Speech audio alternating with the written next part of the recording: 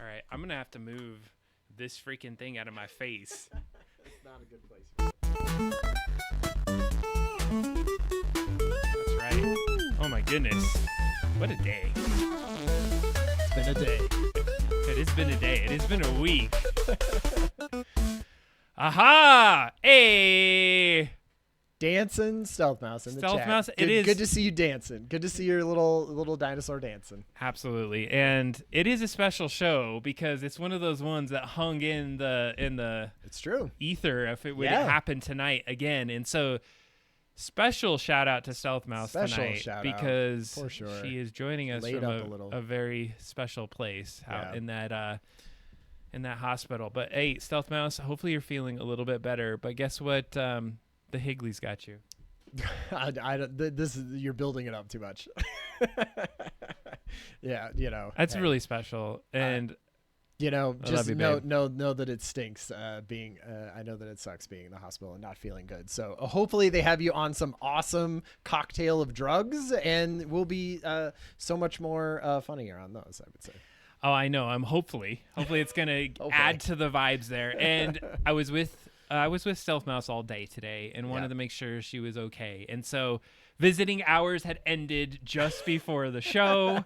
I was able to make sure she was comfortable, and so barely made it, was able to make it here and just transition into it. So Stealth Mouse, hopefully you're doing good and they're treating you well, because of the last time I left, I gave her a couple kisses and was like, all right, see you next on the show, babe. So here I am.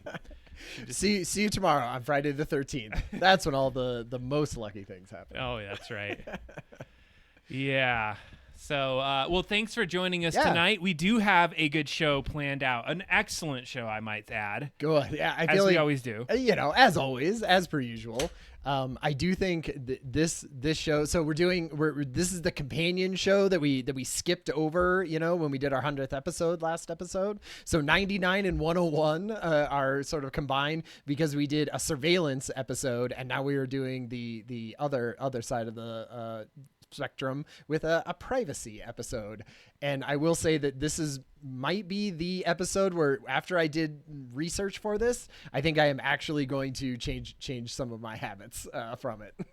Absolutely. That's how freaked out I was. I think this is where we're going to get into the weeds, because I agree with you. And then I also have some counters that are not necessarily disagreeing. It's just the how kind of question that we will get into tonight, especially looking into the future of this and stuff. Yeah, it's anyway, really interesting and really scary subject. So hopefully y'all can 100%. And I would like to say that I have appreciated our shorts in between the episodes. And if you haven't been checking them out, we've been getting the hot tips on surveillance, on privacy in between the times. And we've been getting our reach out there, which I think is an important aspect of just being able to get the message out. Because sometimes I think we have hot takes that we want to share with others so they can understand kind of, what's the spectrum, what's happening right now. A lot of times, why I end up making YouTube shorts is I read or I hear something and I go, you know what? I'm almost like, that would be a funny thing, or that would be a fun thing to send to Adam. And I'm like, I'll just record this little, a 2-minute thing and send it to Adam, but it ends up on our channel. Which has been great. And one thing that's been helpful is that this week alone, I've had a lot of conversations about AI and privacy and just, I think it helps me to also educate myself more on the subject that we end up talking about. Yeah. So privacy, for instance, tonight, I had spent some time recording a couple surveillance discussions that also led to privacy, which led me to go down the rabbit hole, and then talking about it and trying to educate others about it helps you learn it more. And so I was in a conversation with a dean nonetheless, and I felt like very well prepared to have this conversation about privacy, what's going on in the world, what's happening nationally. And it was a really good conversation of discourse that had happened. Yep. And then did I mention, I can't remember if it was this week but I was also on a panel that was talking about career paths and not being in the right, or being in a different career than what you went to college for. And of course that devolved in AI, and I was like the AI expert, and everyone was like, oh my God. So lots to talk about, but just did they record this session?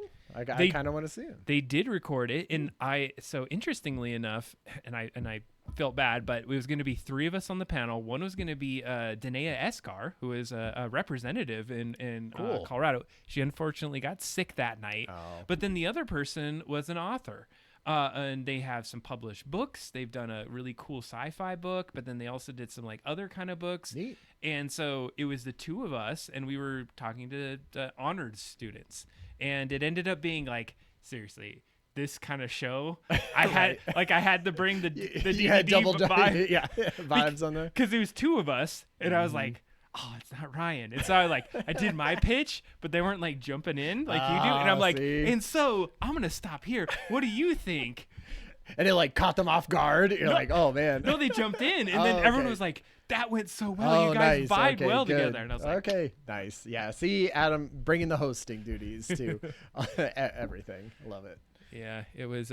So in any case, Ryan, do we have any questions for humans tonight? I think that Okay. would be a really good one to pull out. I do think here's what I would say.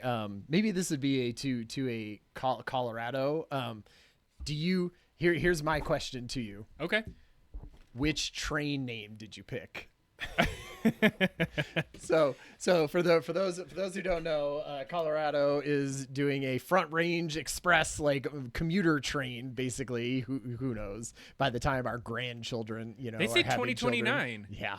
Okay. Well, we'll see. Love But it. anyway, they're picking a name for this guy, and so I think it was like Coco, which was Colorado Connection, and then there was Fred, which was like Frontline Express Right. Destination or something like that. So Fred, and then what were the other 2 were more sort of like normal, right? It was like Front Range Express Yeah. and the Front Range something. So did you pick one? Do you have a favorite? This is my question for tonight. I see in the chat's calling out Coco. Coco is a good one. I would be going between Fred and Coco. Yeah. Those are my 2 picks. I mean, certainly, Front Range Express or something normal. You can't have that. Not at all. But so I went with Fred just because Coco, I feel like I associate with Conan O'Brien a lot. And maybe that's fine, but I sort of, it is really in my head that is Coco. Yeah. What are the other 2? Wait, go up and, They're right here, right? Colorado Ranger and Range Link are the other Yeah. 2. I'm not sure on that. Yeah, so I last I heard, which was probably some kind of Governor Polis tweet, was Coco was ahead. Coco's it was winning. going for it. Hey, I liked mine. Trainee McTrainface McGee 3. Yeah. Come on now. Something with Stephen Colbert, like Stephen Colbert always does something where he sends out some, has somebody do what a name of his and sends his minions out to do it. I'm surprised something like that didn't happen. Well, because there was like the boat one, and I had to go off Yeah. that vibe. But okay, no, that's a great one, and thanks for the contribution. I think that came from Laura in the Discord. Yes, so that was definitely. awesome. Yeah, that was fun. Okay, do you want an actual question for human? Yeah, let's go. Okay, how do you make friends as an adult? Yeah, that's a great question, and I feel like I have really good answers for it because I Do do that you? all the time. Okay, Adam is constantly making friends. Part of it is you can't think that you're gonna make friends in the most basic way of like going to a bar and chilling out. Right. You have to find different events and activities that people have likes at. So if you volunteer for a certain amount of time and you go to these volunteer activities, or you go to like sporting events like run clubs or bike clubs, and what you do is you invest in people and care about what kind of relationships you're developing. So Sure. when I go to these events, I'm very inquisitive of like who other people are and how they're navigating their life, and I like to listen and hear about their life. I ask a lot of questions. How's your family? What's going on? Like, what do you do for recreations and things like that? And as you start to get to know some of those people, it has to be habitual. You can't just make friends in one time. Yep. You start to get a vibe with someone, and then you'll start to find the people that might be your adult friends, and then you have to plan things. Go do some other things with those folks. Yeah, that's true. There has to be a second thing. I would agree with that. And I would say the only twist that I would have is my personality doesn't want to talk to people. So that's that's a hard part about meeting people. But what I find is I hate sort of small talk getting to know people. Like I'm way better if we have like a topic that we're getting into, right? And then sort of the small talk of who you are and what you do and how things are sort of bubble up through like a more, and it's why I like things, if you take a cooking class, that everybody there likes cooking, right? So you have something already to talk about, right? And you can already like sort of bond on something. And then oftentimes what I will do, or I've been trying to do as an adult, is I've sort of taken the temperature of the room at all times of the people there. And I know that like 95% of the people I'm not going to want to even like likely deal with. And so there's usually like a couple people that I will sort of focus in on. And if they don't end up liking me or that ends up not working out, then that's fine. But I'm not like the social butterfly like Adam is, where he will go around and talk to all the different people and have all these different groups. I'm usually sort of hanging back and sort of picking targets. I mean, I'm not saying that you could having like extroversion or introversion or anything is healthy, and I don't think there's one way. I don't go in and shake hands and kiss babies in every room. Like I try to make a meaningful conversation and connection with someone. Well, but I think it's like you're trying it at you're willing to give anyone there like a conversation and chance. I feel like more than I am. Well, and I think where that leads is sometimes you have the conversation and they realize, well, we're not going to be buddies, but hey, I have this other friend based off what you said that you end up connecting with. But then I think there's a hierarchy of friends, like all our double drop down people, close friends. Of course. I mean, I mean, honestly, I consider this vibe that we have like deeper friends. And so, cheers. Yeah, hell yeah. Cheers to that. Cheers to that. And I think the important part is that you can have like friends, acquaintances, people that you do things with, and time is hard. I feel like I have time blindness where I blink and it's been a month or 2 months. And if there's other people that are just as busy, but we can pick up the conversation and reconnect on, bigger cadences like you and I wouldn't say that we chit chat most at all until these moments. Yep. And there's other people I talk to every single day. Yeah. Like, and it's multiple people that I'll just check in with, but they're these different kind of connections you build. And I don't know, I guess it maybe is a little personality too. Super, super important to have, new people and different connections in your life. Like that's just what makes, that's what makes us happy. That's what gets us living longer, all that stuff. So good. Do you have a question? Do you have a question for Human that you would like to bring up? I kind of have I feel like this is a self-serving one. I'm sorry. It said, what songs feel like a secret that you don't usually share? Ooh. Is there any songs you like out there that like not a lot of people are that not a lot of people like know about? And yeah, go if you have. The only thing that I can think of is there's a band called the Diddy Bops, which is like a fun name for a band just to begin with. And like Celine Dion. they are just sort of like they're like a 2-girl band that writes their own songs and does their own stuff, and they have a couple like fun little ones. And every time I hear them, I just feel like happy, and I'm like, yeah, that feels like a secret thing that is this type of music maybe that I wouldn't normally listen to. It's sort of folksy a little bit and things like that. But do you feel like it's like not a lot of people know them, and that's also part of it? Yeah, like and it's not something that I would normally be like shouting from the rooftops, right? So it feels like a little secret between me and the internet that I found this one weird little band that I like.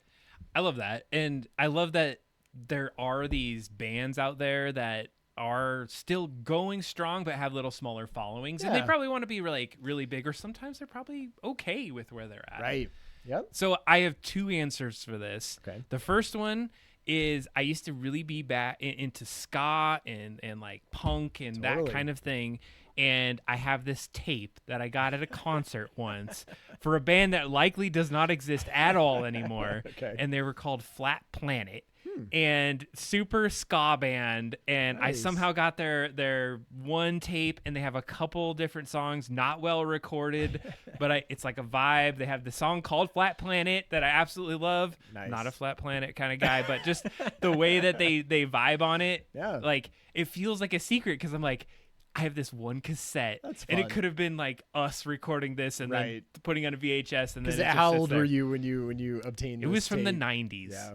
And I think I digitized the tape. So Flat Planet, that's a secret one. Cool. The other one, and this is why I kind of brought this question up, is I have been listening to the album that I've been generating multiple times, almost all the time, Wow. not because I'm like being egotistical, but I'm trying to find the beat of which songs go in which order and make sure that like all the little elements of it fit like I want it to. Okay. And so I've been like listening and then editing, and then I'm like, oh, I gotta like change that part. And I really love what I came up with, but now I feel like I have this bias, and I'm like, this thing could just be a big fat ugh. But I feel like love it. you're too close to it, right? So you're like, is it even good anymore, or is it just a Yeah. thing that I like? but I don't know. I feel like I spent the time. I didn't just go and prompt a song, chuck it out, and say it was done. Sure. I've like actually, somebody had said it. I think it was my son. He said, I was like, check this song out I made. And he's like, what? You just prompted that? And I was like, actually, I spent a lot of time like tweaking it, editing it. And what I did is I split them apart and cut little parts out, and I changed it. Yep. And he's like, yeah, I still did it. So I was like, all right, anybody's going to always say that now. Yeah. But I put my heart into it, and I put a lot of time thinking about it like a producer. So Yeah. it's a little secret. I would say my youngest son, I showed him I'm okay, I think, right? Yeah. And he was like, this is a bop. I would listen to this. Hells yeah. He liked it. He liked it better than I also played him the Rolling Down the Windows one. Oh, Windows down, yeah. Yeah, he was just like, I think I like the first one better. But anyway, that's Fair enough. That's a 12-year-old. Windows down is when you're vibing, and I did it local. And he can't to drive, so he doesn't have the context. Do you have that vibe? Is that a thing? Like when your windows go down in your car, do you sometimes just be like, yeah, windows down? That was It is nice. Just feels good. We're at that time of year. It's nice. All right, are we ready for some Let's news? do it. All right, let's do this. It's the news time with Adam and Ryan. Yeah. News this week was good. We had to narrow it down a little bit. There were so many good things. Actually, we had been sitting on a bunch of news for a bit of time, so we pared it down because we have some interesting things to discuss. Yeah. Do you want to do this 3D print? Start us out with 3D print. So 3D printing has been something that you saw on the 100th episode potentially. The heart of it was at the very beginning of the show. If 3D printing didn't exist, we probably wouldn't have this show. That was true. the reason that we had gone through this. And I just want to make sure as I scroll down here, there's no like cool things to show. There isn't enough to show, unfortunately, on this one. But what it will talk about is MIT, they developed this 3D printer. They can output a fully functional electrical motor in a single process. Electrical motor, cool. And so what they were trying to say is they were really trying to come up with ways to cut down production time. We saw this earlier with 3D printing, and they're like, boats, that might be the new thing. Right. We got the votes. And so everyone is really trying to go in and figure out what they can do. And so they had they can deposit different materials into this 3D printing process. And so I like the idea they call it a process. It's not just a printer, but there's different materials that they're able to put. They use mechanical devices. They're not just like plastic parts. So there's other components to make this engine. Well, I imagine that's why they chose an electrical engine, right? Because you don't need, I imagine you couldn't do this with a combustion engine that was, things were exploding inside of it all the time, even without it. So I like this idea. The motors are extremely cheap. They cost 50 cents each in materials. And size of motor, debatable as to what this is going to look like. Yeah, it's not sitting in the hood of my car, I don't think, but the idea that we're experimenting and people are still pushing it, because it could have been like 3D glasses, and there's no TVs out there that's doing the cool 3D anymore that I'm aware of. They're not shooting 3D movies. No. 3D printing's still going strong, and they're starting to try to figure out some new things. So I thought this was just really cool to bring out to the show, is that they're really looking at it in different ways. And this one is using magnetism, so that you would just have to give it electricity, and then it would have a working motor. I mean, I feel like we were a little stagnant in 3D printing, revelation, new things in 3D printing for a while. So I love hearing stuff like this where we're trying something new.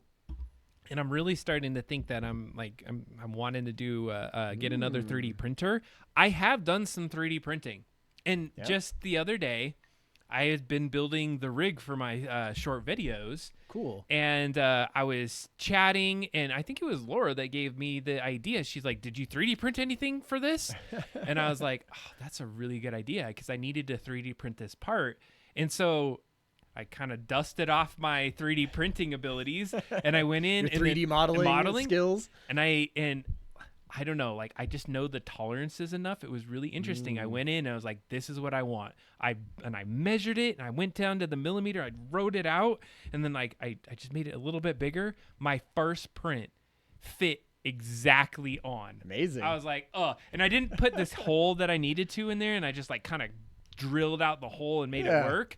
And I was like, holy crap, like getting pretty decent at this. And so it was fun. It was, I guess my point was, is that when the utility comes, you can do that. Now, I know I'm talking a lot. Mike Azul in the chat today said Moltbook or OpenClaw.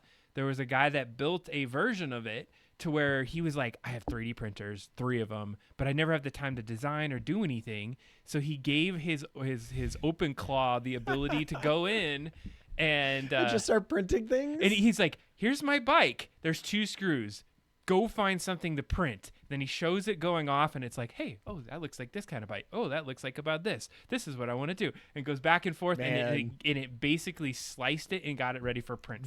See, now we're talking, right? Because you could just take a picture of your cabinet and be like, hey, I want to put like a crazy frame around this that has flames. Go and do that. And then you come back at the end of the day and a sweet 3D printed thing would be there. Man, that's a dream. We're close to where that is. Honestly. Until you like come home and OpenClaw has some sort of death trap for you, because it's like, this guy keeps telling me what to do. I'm going to take my own destiny. Or it builds itself and there's a robot in your house and you come home. Hello, Adam. You said you needed help with the chores, so I 3D printed myself. All right. Anyways, the hot takes there coming to you live. Okay. The smallest violin. There isn't a violin small enough, Ryan, for this one. For this story. I feel like, no, Stealth Mouse. We're not going to have OpenClaw. I'm kind of... with the privacy episode, we'll talk about that too. That's true. Yeah, I'm not into it yet. Man. Yeah. But there's some other places that are actually trying to build it in. All right, this one, there isn't a violin small enough. I just put that title because as I read this article, that's what went through my head. Mm-hmm. Google is complaining that people are trying to copy its Gemini AI models. Right. And aggressively querying to extract their behavior. I was like, oh, boo-hoo, Google, that has freaking taken everyone's crap over time to make your models, and you're sad that others are trying to do that. It's super ironic. It's like your medicine is bitter when you have to take it your own self, right? Yeah. I mean, I get it. They have to kind of say things like this, right? They can't just, say nothing, but still, it's pretty if a pot was ever to call a kettle black, this would be it.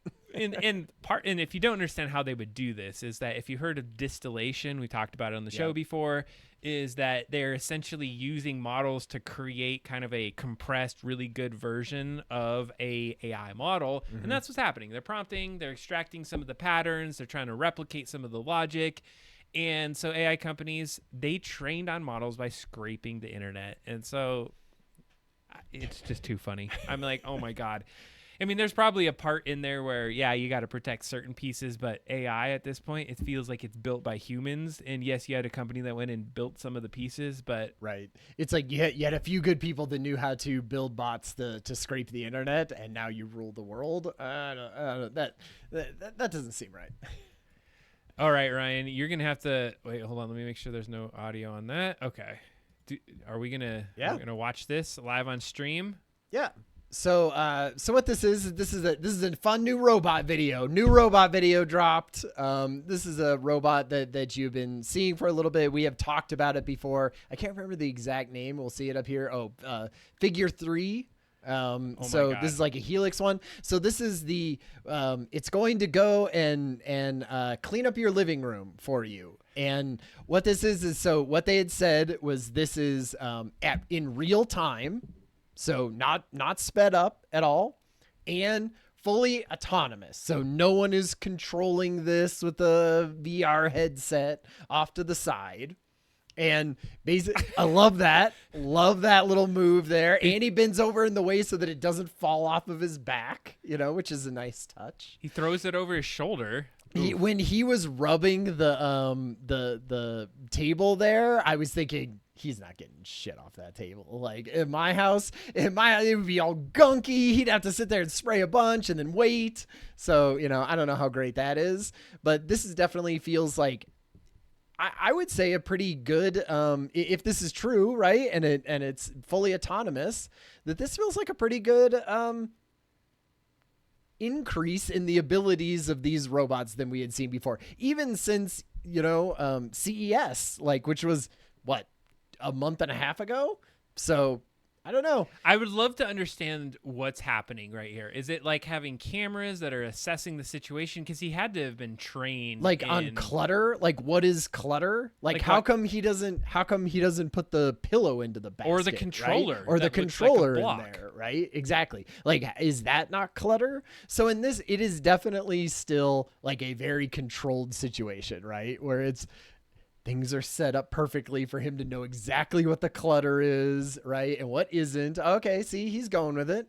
He's going, yeah. See, the cat's going to get put into the microwave, see, he turned off the TV. I was saying he could have probably just used his little eyes and did that. He didn't need to do that. Yeah, exactly. He just has, an IR connection with the TV. The robot itself looks very human-like. It has a lot of different curves that make it and it's kind skeletal almost. Well, and I just even putting that under its arm to hold it, I feel like is amazing. Because it's trained on probably other humans and things, right? Exactly, and that's how we carry things around. So just we got to check in on those robots, occasionally to make sure they're not taking over the world yet. Oh God, yeah. I feel as though that how far? So 10 grand now? You in for helper cleaner robot? No, and I've heard. Oh man, I just don't trust it enough. Oh, you don't trust it now? I don't trust the abilities of it. Think about Tesla and all the cars that are crashing and the craziness that's happening with it. Can't just analyze things. That was impressive. I will not deny that. Hey, that looks great. But when I have all of this other stuff around me that it's not just some blocks and a thing, a minimalist living room, right? Exactly. I come home and all of my whiskey has been chucked into a thing and dripping everywhere, and it's trying to scrub it out of the floor. So maybe you wouldn't be an early adopter of this. No. But say it had been out for a year and people were not having, we can move on. But I was just, I feel like I would, if it was a year in and people were like, yeah, it works pretty good. It sometimes messes up for the most part. It can do laundry and pick things up and hang it up and throw it away and take out the garbage and do that. I don't know, that could be 10 grand. You know what? It's I could, my brain goes bad. I'm going to chain it up so it can't get over. So it can't get to my stuff. And here's your little zone. And then I see it trying to break free of its chains, and this whole bad scenario just happened in my mind. Oof. This is some Deus Machina oh yeah. style this is what's that Will Smith movie? iRobot. Oh God. It's going to be iRobot all again. What was the famous line? The famous line, it's can you paint masterpieces and sing ballads or something? It's can you? Such a burn mic drop line. Loved so it. Good, especially because he's so innocent when he says it. It's a great moment. Oh, yeah. Not in the book. Yeah, I had to say that was totally right. Okay, I got to give Ryan credit because you've been calling this. When you first brought up the concept a couple episodes back, I was like, you're dumb, Ryan. We had a debate about that, right? I was on the pro save the children from technology debate, and that has only spread. How is it possible? Yeah. All right, so I'm gonna let you take the honors of we just have another country who is joining in on that. Hey, maybe kids under the age of 16 should not have access to social media, so they're crafting their own laws and doing everything to this is Indonesia, and they're going to do the same thing that Australia did, I think, and Spain did, I think, or the other two. And, basically saying, hey, you can't have access to social media until you are 16 years old. So just more of that, like, social experiment that we are trying out in the world, and just also another thing that says, man, other countries have it a lot more on the ball for getting things quickly done than America does, unfortunately. And I think the same arguments applies to what we've said, is that, okay, there's debate right now. They don't have the cutoff 100% finalized. 16 is the one they're floating. There's in the research says the right thing. It's like, hey, they're spending a lot of time on these apps. They say the big ones are like the Instagram, TikToks, and the Facebook, and those kind of apps. They didn't say YouTube. A lot of 15-year-olds on Facebook, I always heard. Oh, for sure. Like, that's like a specific market. But they're saying, hey, it's hard. And it's like, how are you going to do this? There's going to be whole shadow kind of networks that crop up. But they are saying, well, we got to try. We got to do something about it. We can't just sit back and say, well, we tried, but let the companies do whatever they want. Not unlike our country, which says that exact thing. We're the country that builds some of these social platforms, nonetheless. Yeah, that's cutting our bottom line. Yeah. A lot of lobbyists then, from those places. So, so this next one I thought was really interesting. So speaking of America and being crappy, we're like out on a war on Iran, right? And so we're like, okay, we're out there. And a thing that we haven't talked about really, and Adam, I don't think even maybe knew too much about before we started, was these like, gambling markets where you can basically bet on sort of anything. Poly Market is one of them. Kashi, I think, is the name of one of them. The Kalshi is one of them.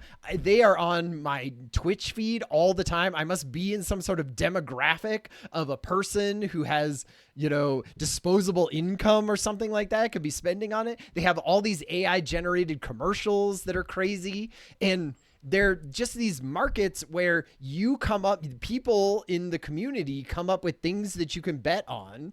And then there's odds that happen in them. And then you can put these bets. And in some ways, they were supposed to sort of democratize things like this, because people were saying, so the New York Times does a lot of Hard Fork has a lot of interest in this thing. And so they have done a bunch. And one of the things that was supposed to be cool about them is you could tell sort of what the people are thinking, because say you do a survey, somebody just put in whatever, I don't even know, you're asking my survey. And so then the date is off. But if you have money on something, you really do think that, so if you were saying who's going to be the president of the United States, you're not trying to mess around if you're putting money on it. And so they thought some of these would lead to sort of better statistics about things that are happening.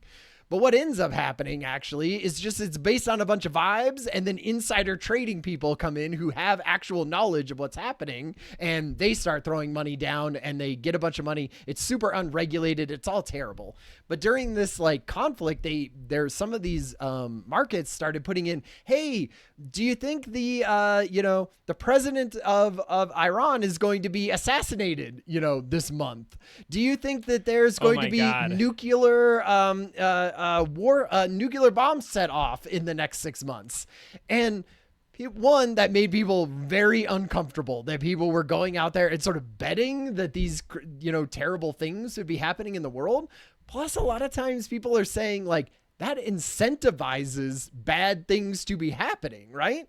Because it's super unregulated. And so you could go out there and be like, I'm going to put a huge bet on this thing happening, and then influence that to actually happen and make a ton of money, right? And that is just like pushing things into a bad direction. And they had a ton of this stuff happen. Where do these run from? Are Polymarket and things from a different? I assume they're sort of international, or God only knows what the American thing is. I mean, obviously FanDuel and all of those sort of online, sports betting sites are legal, and they're sponsoring a bunch of stuff.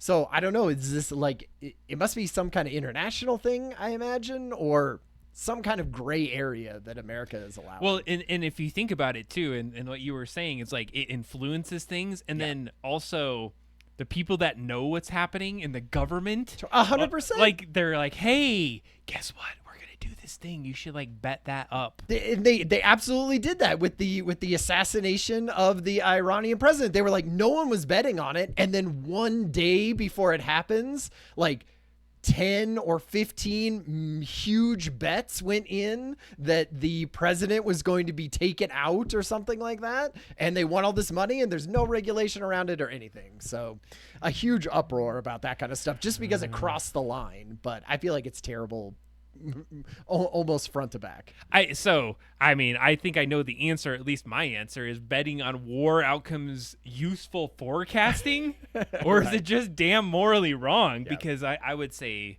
that was the terrible. idea at the beginning, is that you would get these forecasting things, right? And because people were putting money on it, you could, use those as things for like who's going to win the presidency and things like that, more than normal polls, because you have money on the poll at this point. But I don't think it's worth it. I wonder how it would influence things too, because I think like if you're a war general, or I don't know, and you're looking at the betting things of like where they're going. Well, I see that we have a lot of ability to, like, they wouldn't make sense. They wouldn't be looking at it. It'd be other people that would be telling those people to do the thing. Right. But they're like, we have the buy-in. We should do this thing. Yeah, exactly. Like, people are all we're about it. We're going to bet on it too. We have all this money on it. Now you have to do it. It's just like another thing that pushes people in the wrong direction, which is bad. I don't think that's a great thing. No, that makes me feel sick. Adam, he's putting his foot in the sand. He's putting his stake in the sand. Bad, and I am going to it. And I'm going to bet that thing is going to be taken offline. No, it's also just preying on people who gamble a lot, right? Like, just in general, also bad in that sense. Like, stop just preying on people who have issues. Is it with preying gambling. on people, or is it? I mean, probably there's a big chunk of people that are doing that. Yeah. Betting on whether Double Drum will make it to 105. Oh. Yeah, like low odds as I take out Adam after this. That's all right. Hey, we technically are well beyond 105 if you really watched the 100th episode. This is just our documented. Cash it in. That's right. So make it. How many shorts have we had up to this point? I think we've put a dozen. We've put a dozen out. We've been doing good at that. Totally. No, they've been fun. Do you feel I will say that those feel like fun little video projects that go in line with how we want to do things anyway, right? You could do them asynchronously. They're fun little projects that don't take very long to do, but sort of have a creative bent to them, trying to be in with the zeitgeist and everything. I feel like we should have been doing them for years, to be honest. But you know what? I feel like we started exactly when we needed to. Yeah. That's a good way to think about it. It was too much to do. We got this done. Right. So here's the thing. Here's my pitch. Mike Azul, looking at you. Stealth Mouse, Laura, if you're still there. Higgs. Mm-hmm. Give us some ideas as to what we can do. So one of my reasons I did one of those shorts was I was asked to by former guest of the show, Sam Ebersol. Friend of the show, Sam Ebersol. He reached out on LinkedIn after video and DM'd me, and he's like, you should do one on Anthropic and OpenAI. And I was like, okay, sure. Yeah. And so it was a great way for me to get an idea. So then I went deep dive. I did one, and I had a lot of other people that enjoyed that. Nice. So I would love to hear some more topics. Ryan Absolutely. and I will duke it out as to who would do it. All right. These next two, we're going to take a little bit of time before we get into the main topic, specifically the Anthropic research we're going to get into. But I will preface it with a little bit of Microsoft and some execs that are worrying about AI and how it's eating some of those entry-level coding jobs. And I don't think it's just a worry, so to speak, but when we get to the Anthropic data, I think we can kind of see where we're headed. But what they're starting to see is that there's this risk for the pathways for people to grow into those expert engineer jobs or those like higher level coding jobs where you're doing QA reviews, you're looking at all the code, because you need to get a layer of people that start with some additional code so that they can learn and then they can get into that next level. But what they're finding is, and this is what's interesting, is Microsoft does do certain, I suspect, like cuts of jobs because they see AI as being, a way to increase revenues and move their profits. But it's also affecting the ability to even like hire people that would have a baseline coding because they're now using, and we talked to Mike Shipley about this. This particular story really reminded me of the Mike Shipley interview that we had. I really, because I was rewatching it and I sort of had the transcripts because I was making a couple videos, short videos out of clips from it. And one of the things that it really, when I rewatched it as opposed to being in the moment, I was like, man, what's interesting is like, this is what's going to happen to all white collar jobs. I feel like the idea that you're like, oh man, 6 months ago, my job was completely different than it is right now. And now my job is, wrangling a bunch of AI bots to do the old job in a better and faster and crazier way. And I was like, man, that's coming for everybody. Like it came for coding first because that is such an online, you could do every little piece of it, and it sort of lends itself very well to AI and how AI works. But I was like, geez, that is, we should look at how people are like in the industries that are happening right now with that. We should be like, how are they reacting? How are they like making it through? And be like, just know that in a year, 2 years, 5 years, whatever it is, that same thing is coming to the industry that you are in. And how do you survive, that culling that happens in between, which is tough. It's kind of a bleak future when you start to look at some of the trends of where we're headed, and it's coming for those more knowledge-based jobs is the other piece of this too. I mean, we're going to talk about the Anthropic stuff after this, but like it's coming for white collar jobs, and just because it hit, programmers first doesn't mean that that's the only ones who are going to get taken out in that way. And man, I am really interested to learn more about how it's taking over that industry because it's going to, I looked at the Anthropic graph after this and I saw things that I do have a very high, bar in their bladder chart or whatever. And so anyway, we'll look at that, well, and I want to address something that Mike Azul said in the chat. He's like, we put all the output of our coding jobs on the publicly available internet. Right. And so we did it to ourselves. And so one side of it, I would say yes. The other side, I'd like, there was a good ethical community around it. Right. It was so difficult that we were like, we need to band together and we can't put this behind bars but the thing is that we got taken advantage of. Yeah. We got scraped up, learned on, and now they're like, screw you. We got all your crap. Now we're moving forward. But here's where I have a thought on that. It's I don't know, maybe it stopped at the point of what we were able to contribute to it. Like, how does it keep growing beyond that at this point? Like, if this is what we were able to produce and show, like, I guess is it smart enough to just continue growing? And maybe that's where it could build more code and then learn off its own code. But it feels like it's gonna like level out, because how can you be innovative? How can you have discernment and understanding of how to grow into something better than what we've already produced? Yeah. Well, I do think that is sort of the hope. That's the hopeful side of the future of this, right? It never has taste. It never has, the creative spark that makes something new and different and interesting to people. And so there will always be jobs for people who can bring that to the table. Yes. You just, that's not everyone, right? Or No. you need a lot less of those types of people in a corporation for it to be, for the amount of jobs, right? And we've done this for years. You used to take way more people to copy things and design things and do it, and assistants and all of that kind of stuff that we migrated to computers and machine learning. And this is just the next phase of that, but it's scary because it also happens super fast. And I also think that we've grown in a society that just has looked at knowledge as value and that like it was scarce. And I would love to see an area where I could just live. Like if we could just live every day without having to feel like I have to work to live. Right. Like, can I just freaking live? I mean, I'm being honest. Capitalism will not just let you be idle, is unfortunately. Good. So as long as you still have capitalism, that's you can't. But and other people take advantage because I think that certain people contribute to it, right? Right.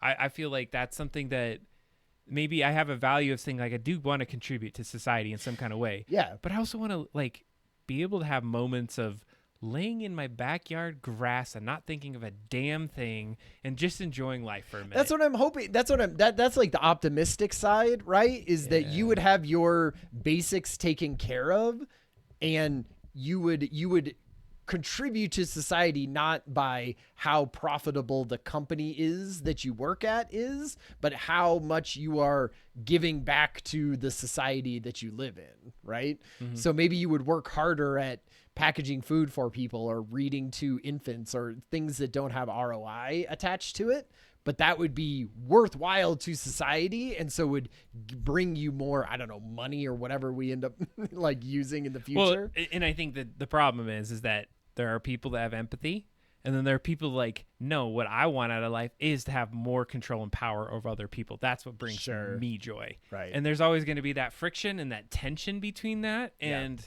I think that a lot of people get caught in the middle of that. And so this utopia of AI, I don't think ever gets realized, because a lot of people that want to build it, they're like, well, I want to be a really rich, controlling person. Yeah. And I want to be authoritarian and tell people what they should do. I mean, it'll take a few generations if we can get through it to push that out of there, but hopefully. Let's just hope Star Trek was right, because Star Trek like has that. Like there's no future with like monies and stuff, or at least that's how it went. No, that's exactly how it works. All right, we hit the rabbit hole. We went way too far. People should be throwing rabbit hole emotes in the chat, because yes, they do. that was too far down. Can I just, since we're like coming out of the rabbit hole, I want to mention, so what I do at my job as an executive and like leaderly stuff, I used to be very much into the weeds, right? I do the weed stuff and the fun technical stuff, like on the double drop down and all this kind of stuff. That's the fun part. And so in my normal role, I do a lot of relationship development, talking to people. So I have this quarterly go around where I connect with different deans or different folks. And so I have this one where I want to talk to the deans of the various colleges that are out there. So you want to know what the overarching theme was between, I probably had about 6 or 7 dean conversations so far. AI. A freaking I. Of course it was. But interesting. Look at Adam. They know that they got an AI I go ear. I go into the meeting and I mention to them, I say, I am here just to learn about what you are doing. Like, I'm an IT guy. I get that.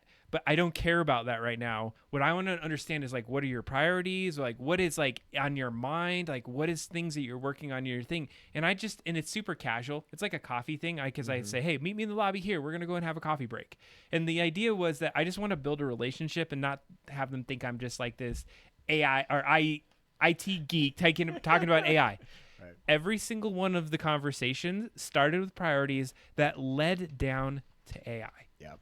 And I didn't bring it up. I wasn't the one that brought it up. But one of the interesting things that I saw is that the depth and the level of what they're thinking about is deeper than just like, how do I do Gen AI? Sure. So I'll give you quick. I can't like tell exactly some details, but some of them are thinking, how do we develop these competencies in our faculty and our students, because this is what's going to be important for accreditations.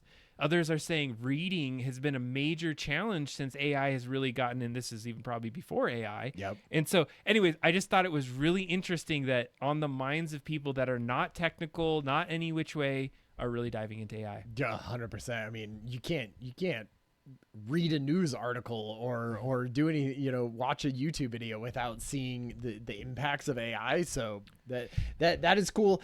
But also neat to understand, even all aspects of life, especially in higher education, like you were saying, is thinking about it. And the reason I brought that up is it was a perfect lead in into the conversation around what Anthropic just put out on March 5th. Yeah. So Anthropic, if you're not up to speed, is the maker of Claude. They've been in the news a lot in the recent weeks. Yeah. I did a fun little short about what Anthropic and the Department of Defense. Oh, you mean the Department of War, Adam? Oh, yeah.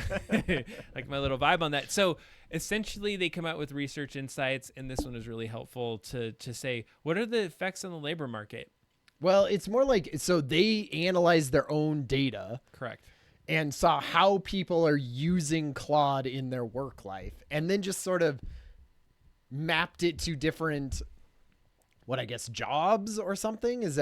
But I thought it was interesting because, man, that is a massive user base to pull data from. It was, and they're, I love them because of some of their privacy and their position and their longer term standing and what they're trying to do in terms of AI and their constitution and how their AI works. But one of the things that they've been looking at is a new metric called observed exposure. Yeah. And so what they're doing is they're tracking real world AI use in job tasks. So because of the fact that they have this data, they're starting to say, like, okay, who is using it? What are the kind of things that are being used behind the scenes?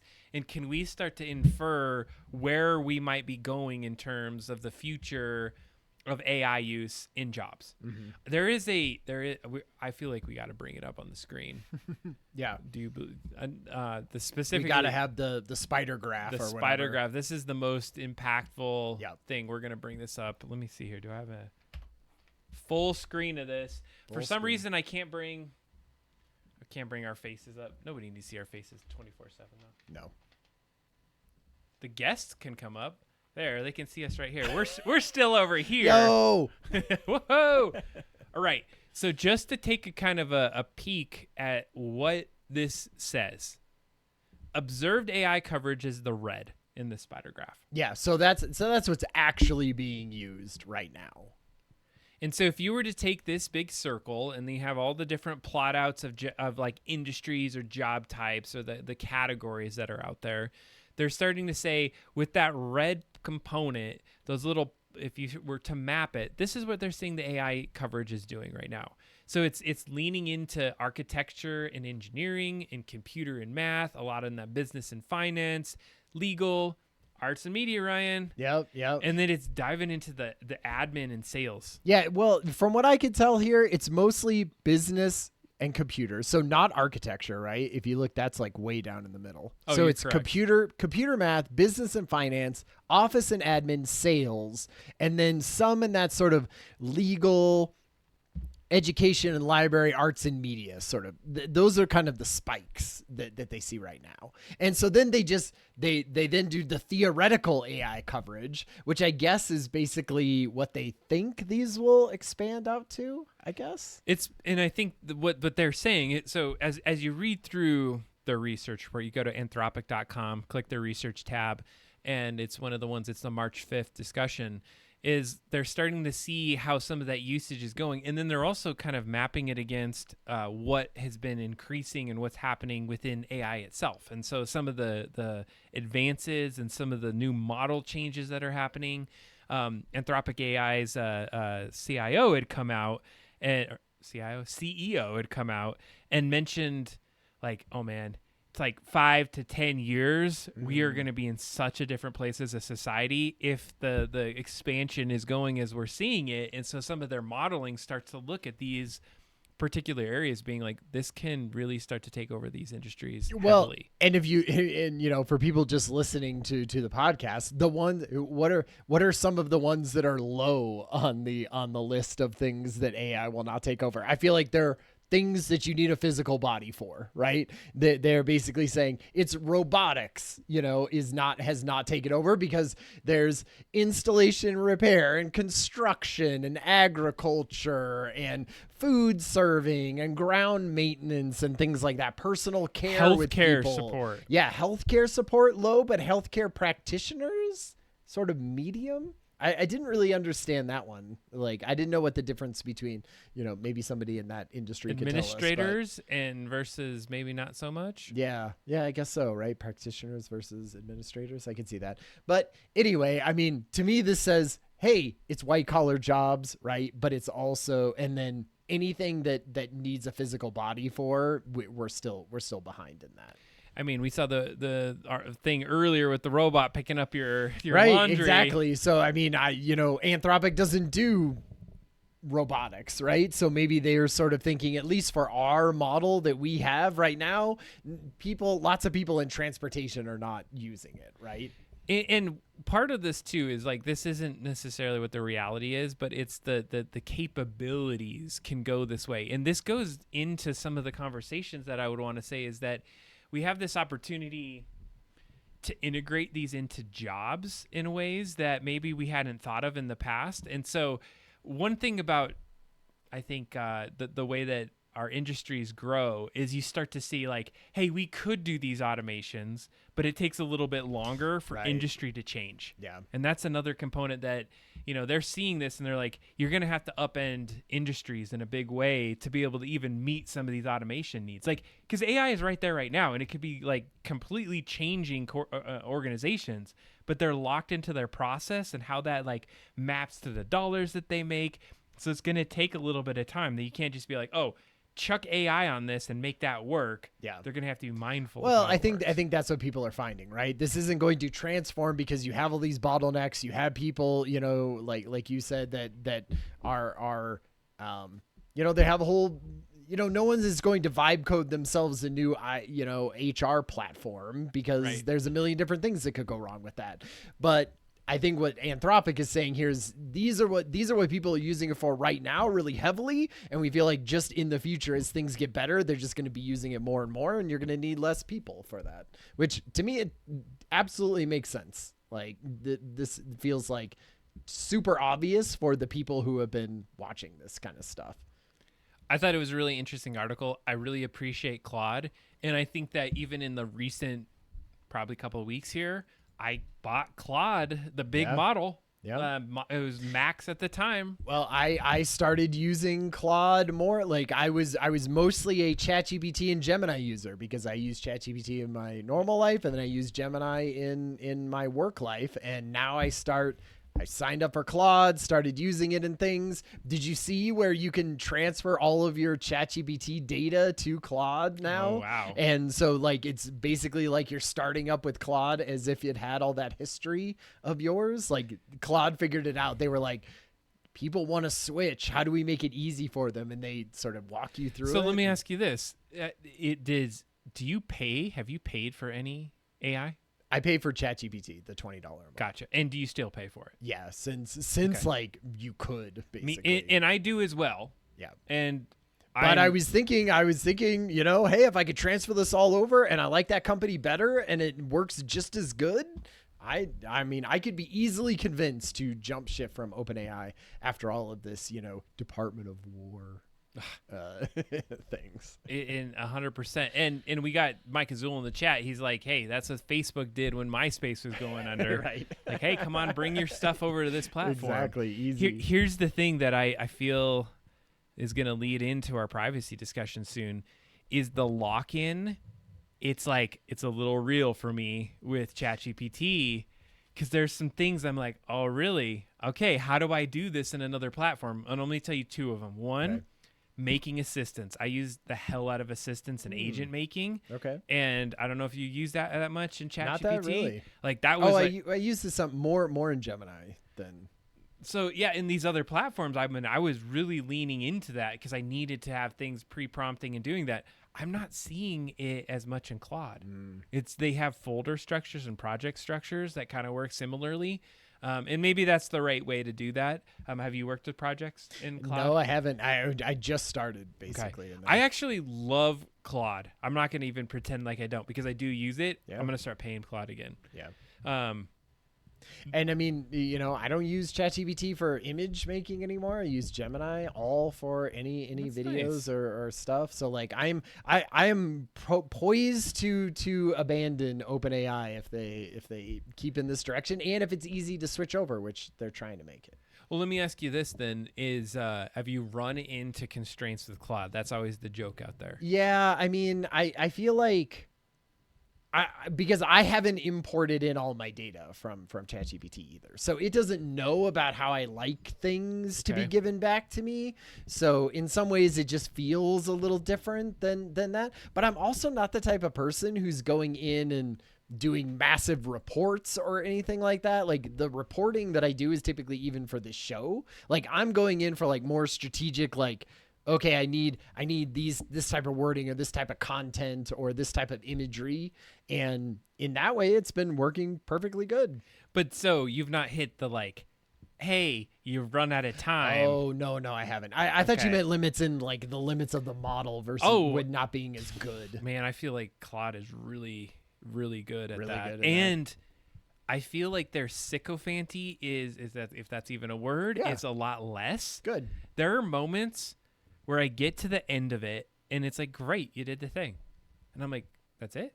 Like, no little like, hey, you should go and like do this other thing, because I'll just like one little tweak will make it so much better. Like, ChatGPT is so Oh God, have you bad seen at have you it. seen the new ChatGPT thing where it ends things with like almost sort of web advertising stuff? It's like, do you want me to create you 3 lists of the top 10 things that would be like great for your leadership program or whatever? And you're like, whoa, that sounds like spam, bad spam off the internet. It's bad. Anyway, I don't know. So, okay, we're about to get into privacy, but I feel like, okay, it's 6 minutes after. I got to give people a sneak peek at my new short. And I'm not going to Ooh. tell them, I'm not going to show my short. You're not going to show it? No, but because I want that to go live. But I want to tell you what the next short is about. And I want to get your vibe on this, Ryan, before I release it. Okay. So, one of the things that we've been really good at is going out there and talking about news and talking about AI. Mm-hmm. But what I haven't ever revealed, and this is one thing on the show, is how do I prompt? Oh, right. Yeah. And so my next video on Shorts is going to give a framework I created around prompting okay. and how I conceive prompting, but I also give it in the concept of how do you critically think and how do you use prompting in a way that's not a content generator. And so here's a little sneak peek on it. I call it CRAFT. It's an acronym. And so CRAFT stands for concept. So you have to develop your concept, and you do this outside of the AI. It sometimes can be you writing it out. It can be you putting on the napkin. Is you got to think what you want to do, and you don't. And you spend time doing that. And I've done this for a bit of time where you write it out and watch the short, and you get the details. Then reality is you got to build the reality of what the heck you're going to try to do this around. Like, what is the kind of specification of what you're trying to do this? So like the business that you're creating it for, or a little bit around that. So that's the C. The R, and the A is aim. What are you going to aim? What do you need it to produce at the end? Is it a script? Is it a list? Is it some other kind of component that you need? And then F is the frame. What lens do you look at it through? Yeah. So are you a skeptic? Are you an editor? Are you a leader? Are you a person? And then T, this is the biggest one. This is the biggest part of craft, is think. Is you got to go into that damn thing and you got to press back on it. You can't listen and say, oh, that's output was great. You have to push back, and it's a constant iteration till it comes up with something that you actually believe in, and you got to also know when to stop, because it's going to constantly engage you to keep going on. So anyways, I just want to give that sneak peek. Yeah, cool. And it's called Craft. I'm Yeah, excited. that's awesome. I know I've grown to trust you in prompting, techniques. So they've been good over the years. So I'm excited Awesome. to watch it. Well, and I think the cool thing is that I want to be able to educate people on some of the things, and I've noticed that have you talked to people about AI at your work and said, hey, you should do this, and they're like, yeah, and then but you realize that they don't understand like how to do it. Yeah. Oh, believe me, we've been trying to implement things like that. I've had workshops and, drop in, learn about things, sessions and all of that kind of stuff. And sometimes it feels like you can lead a horse to water, right? For sure. Anyways, I'm just excited about it because I wanted to reveal a little bit of the secret sauce. So are you ready, Ryan? I'm ready. Is it ready? Ready. It's time for... It's the main topic with Adam and Ryan on the Hangout. I love those little guys. They're fun. You gotta give you credit for that one. He came up with those. So Ryan, lead us in. All right. So today we are talking about privacy. This is sort of the sister to our podcast about surveillance that we did 2 episodes ago. And really what we're talking about today is like kind of the privacy in the age of AI, because I feel like just to do a little, intro here, it feels like before AI, we kind of knew about privacy that you would do online. It sort of felt like, okay, you know about cookies, what those are, right? have certain privacy settings maybe on social media, right? We were trying to force companies and governments and things like that to disclose what they are doing to us and let us opt out of things, right? Sure. Like that was sort of felt like the main thing that we were doing prior to AI. But then now that we have gotten into this modern version of privacy, protections and all of that, like with AI, we talked about it last time on the surveillance show. Like there's just way more sophisticated surveillance that can be done on you that doesn't need just one specific, targeted thing at you. It can infer a lot about you. And so the privacy that we need to think about going forward and what's, being done right now is more around that, making sure that the exhaust that we have, right? They talk about like online exhaust that you have can't be sort of combined together to make a profile of you that can be used sort of, by whatever these companies and governments that we do for it. So it's like a slightly different angle that we need to take. And in some ways, I am part of that. Like when I was doing this research, I saw a lot of myself in thinking about privacy in that old way, that you're like, great, as long as I can sort of do these certain things, I should be fine. And looking at it now from this new way of AI, like we just have to think about it in a different way. And so I feel like it's an interesting topic to bring up and just sort of educate people, because I learned a lot from this. No, I appreciate the topic, Ryan. It definitely builds on things, and so I think we're going to touch on, some surveillance components to it, right? But I think the overarching concept of privacy has been something, when did privacy become a thing? Like in terms of data, is my question, because I thought of the word privacy when I started thinking about this, and there's different definitions that have happened over time. I mean, even as of recent, like if you're going to the restroom, you have a divider. There's a wall there. in American restrooms, I'm sure it's different elsewhere. And so like there's like this personal privacy where you're just like, you don't want another human to look at you.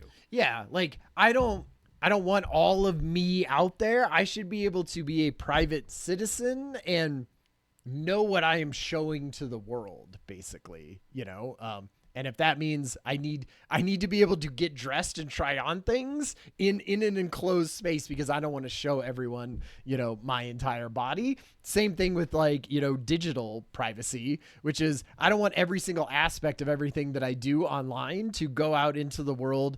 And in this case, be able to basically build a profile of me that can then be used for good or will, whatever, that those outside people want to do. It's trying to prevent that. And so before we get into the topic, we're openly putting what we're doing right now on the internet, right? Yeah. And so what expectations on privacy would we have in this scenario? Is there any that you would have, like what we're wearing, maybe what's in the shot? Yeah. What we're talking about. Right. Transcripts, obviously. Like, is there any part of this that you would be like, hey, I really don't want you to take this thing about what I just put out there and integrate it into some data model in the future? Well, and I feel like there are things, you and I aren't on this platform telling people what our social security numbers are. Right. Right. Like I'm not out here saying, here's my home address and here's, like there are things that we think of as being private to ourselves that we're not going to put out on, a platform where anyone can watch it. And we're hoping more people watch it. Right.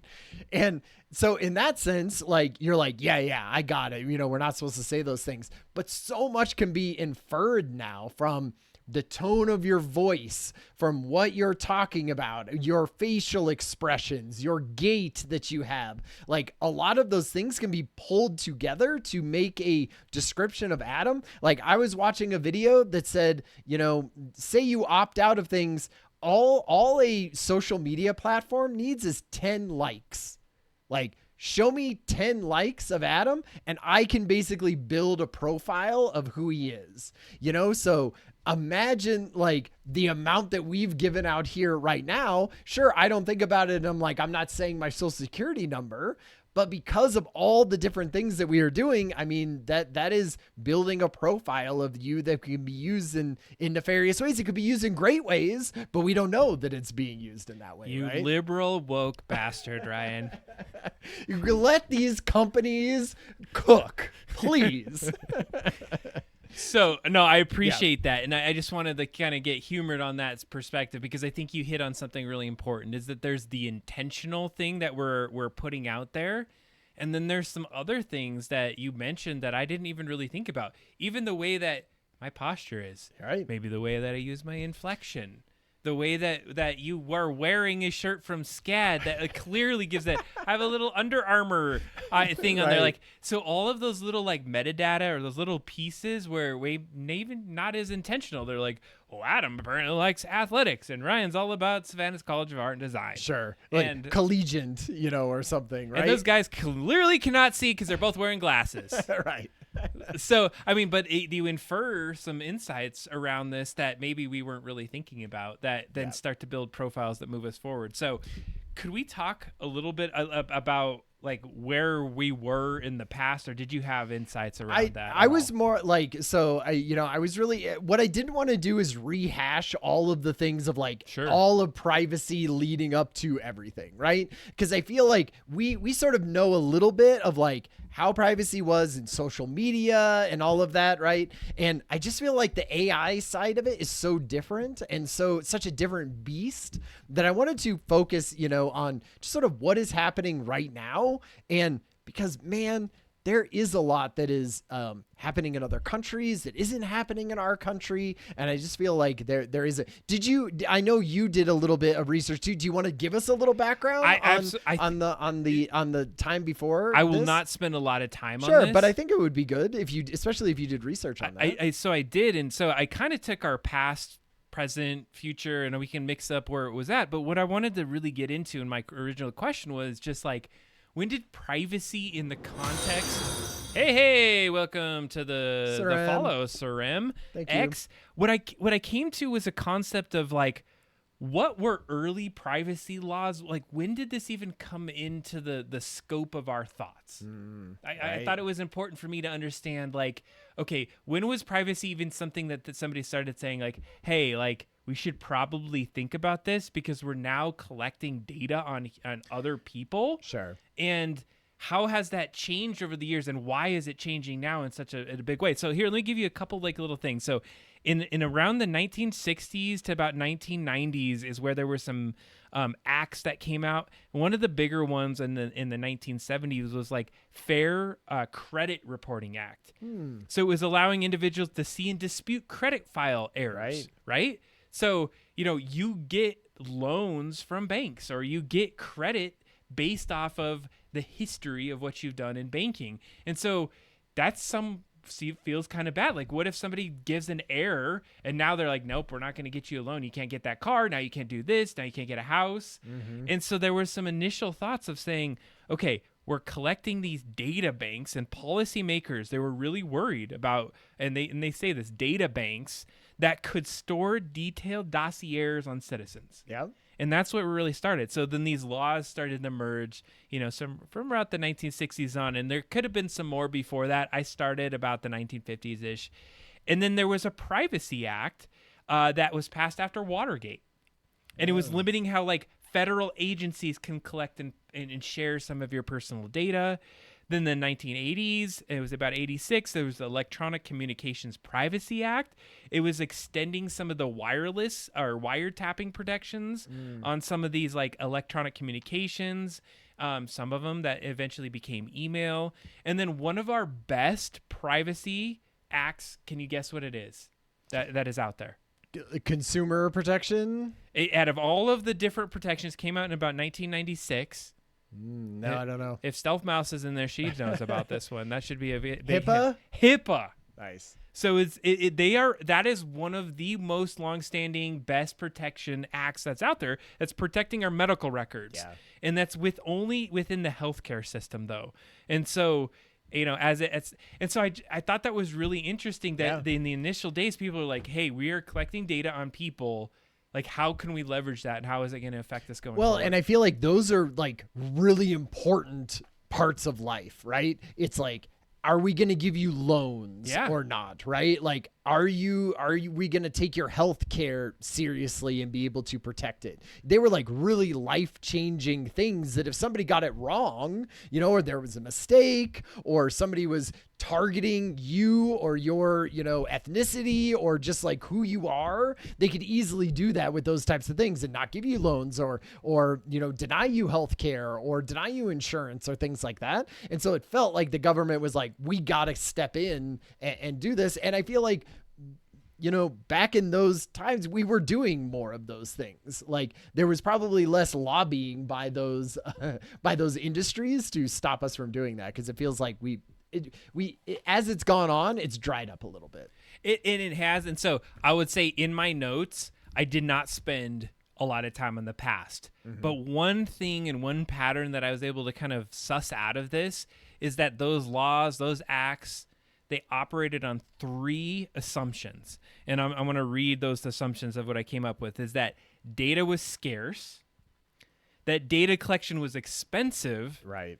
and that humans reviewed that information manually. Yeah. They had to. There was no other way. There was no other way. And so I think that really is a big juxtaposition as to the point of where we're at now in terms of what AI has brought to the table. And so I think it becomes something that gets a little interesting. And Ryan, when did you graduate college?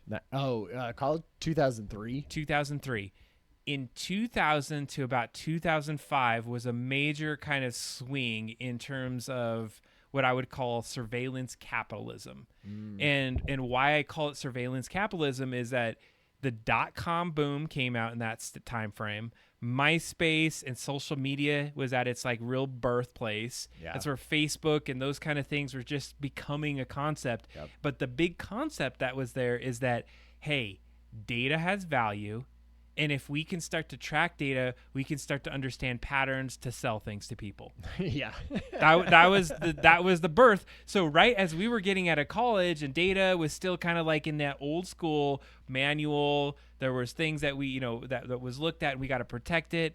We were just at the dawn of a new age. Well, and I feel like you could use it across a massive thing at that point, right? Because it wasn't just, you were collecting data on important people or rich people that you wanted to extort or baseball players or sports athletes. It could be for anyone, at that point because it's scalable, which, you hadn't had. You basically hadn't had up until that point. It was really hard. Yeah. And I don't think we ever had the concept that you could track as much as we are. So Ryan, I've said a lot. I want to get your. I just wanted to set some that's good absolutely. foundational I feel like pieces. that's perfect. That's perfect. That sets the table for where we are right now. And really, what I was trying to do with like where we are right now is just look at kind of internationally what are people doing, because I always feel like that is very different from what the United States is doing. And then how are we looking at it in the United States, and even how are we looking at it where we live in Colorado? Because this is it's personal to everyone, and that's where we live. So I thought it was interesting. So it did when I first started this out, I was basically looking at the EU AI Act, which is the European AI Act, and I thought it was really interesting. Like they passed that thing in 2024, and so what were they, like a year? We were a year into ChatGPT at that point, maybe even less than that. And they were already forward looking enough that they were trying to pass things knowing that it was going to have to change, right? They knew that because they knew this technology was going to change. But basically they passed this act, and it was sort of the very first comprehensive bill trying to regulate artificial intelligence in a privacy sense. And what they tried to do is do like a big overarching thing. And what I thought was really interesting of the way that they were going to about it is they weren't saying, for this industry, like America was doing with HIPAA, say, You're right. that you brought up. Like they were like, here's what we want to do in the medical field industry. And then they said, okay, now here's what we want to do in police record industry, right? And here's what we want to do in this industry. So they were taking it sort of industry by industry. Whereas what the EU is trying to do is say, like, there are levels of risk. And if you are at a high level of risk, we're just going to ban you straight out. And if you're at a high level of risk, we're going to regulate you really heavily. And then it just gets lower and lower. And there's just less and less regulation as it gets less and less important to society. And I was like, man, that seems like a cool way to do it, because so like, what would you think? I don't know if you looked over this at all, but like, what do you think it would be considered like an extreme level of risk that would be banned outright by this version of it? Is there? Can you think of something? I know. I think that's a really good, because I did kind of get into that, and so I had a couple different areas, and so. Yeah. I mean, there's health data that maybe could fit in a high level risk. That's the high level. Then I was thinking like, okay, I thought about what was it? The Cambridge Analytica, like political ideology. Right. You know, the ideas of how you think that things should be run could be a high risk because it could be influenceable. It could push you towards one way or another. Yep. I would just think maybe even some of your like socioeconomic status and like how much you make and where you think that would probably be like off the top some of my thoughts. Totally. So those are in here. My the one at the top of the list that I thought was so interesting was called social scoring, which is basically this idea that the government or corporate would make a model of you and then give you a score that would maybe limit or give you access to things. So they talk about, like, say you're the government, you could restrict people's travel, right? Or you could not give them as many services or give them more services based on what their score was. That was deemed like too far. So that is completely banned on this side.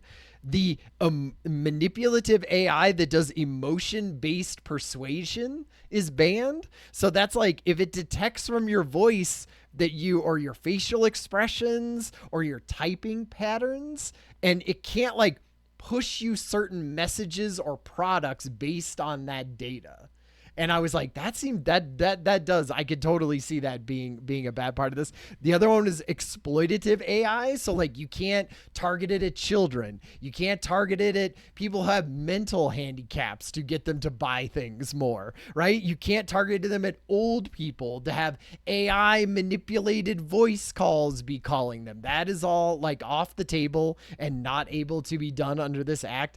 And then the final one that I thought was interesting was biometric categorization and mass identification, which is the large scale surveillance that we are talking about. So these are all wrapped up in this thing that passed in 2004. It was going to be integrated, or like it had to be started to used in this year. So they gave people a while to like catch up and make sure your systems didn't do that. And then it was supposed to go into effect in January 1st of this year, and they pushed it back to June because they got a lot of lobbying and they were like, oh, it's going to be hard to do. And so they sort of pushed it back to them. So it doesn't actually go in effect until like June, I think, of 2026, but you'll start seeing those. And that's in Europe. I love that. Yeah. I just got educated. You know, and it's sort of like GDPR and ISO, you know, like privacy things of sort of the old school way of thinking about privacy. And, you know, America doesn't have any sort of large overarching things like that.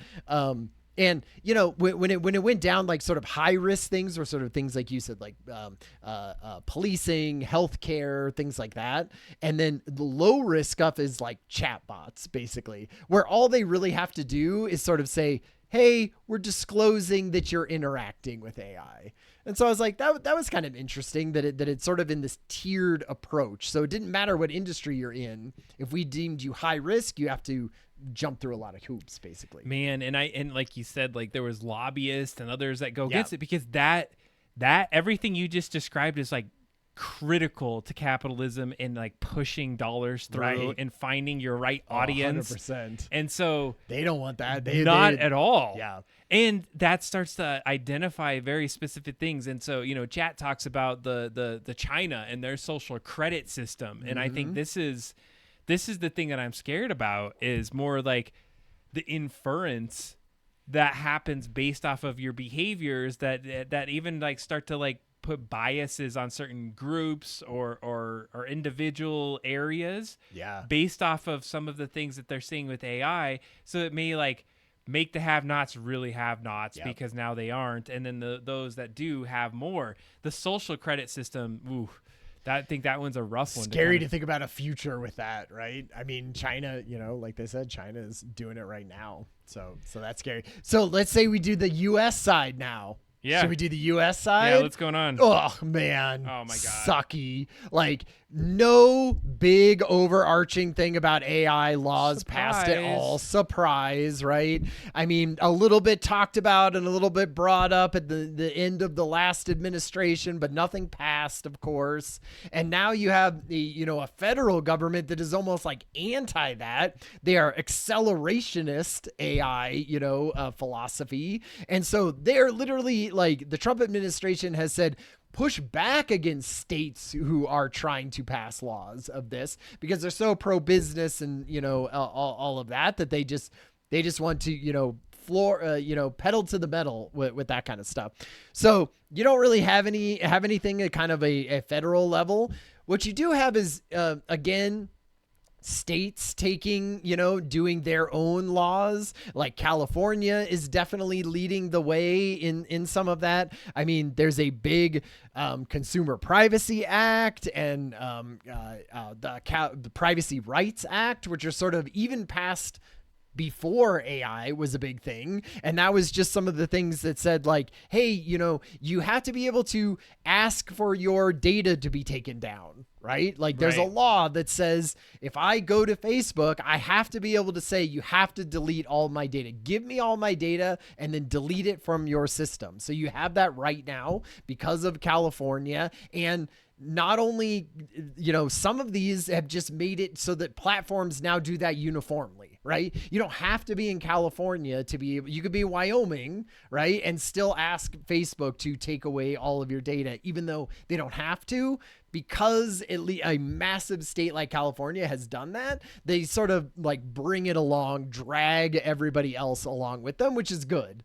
And California is also working on, they passed a bunch of things in like 2024 and they like some things didn't get passed in 2025. They got vetoed by the governor because he was saying it was going to be anti-competitive for AI stuff, so even the Democrats on this side are like not, in lockstep of fully automation, or doing these privacy laws. But I did think it was interesting. They do have some stuff for AI that is starting again this year. Okay. And it has some of these like, you can't use AI for decision-making systems that are critical to people's lives. And so they talk about hiring decisions and loan approvals and like targeted advertising and profiling customers. Unlike in the European Union, though, none of those things are illegal.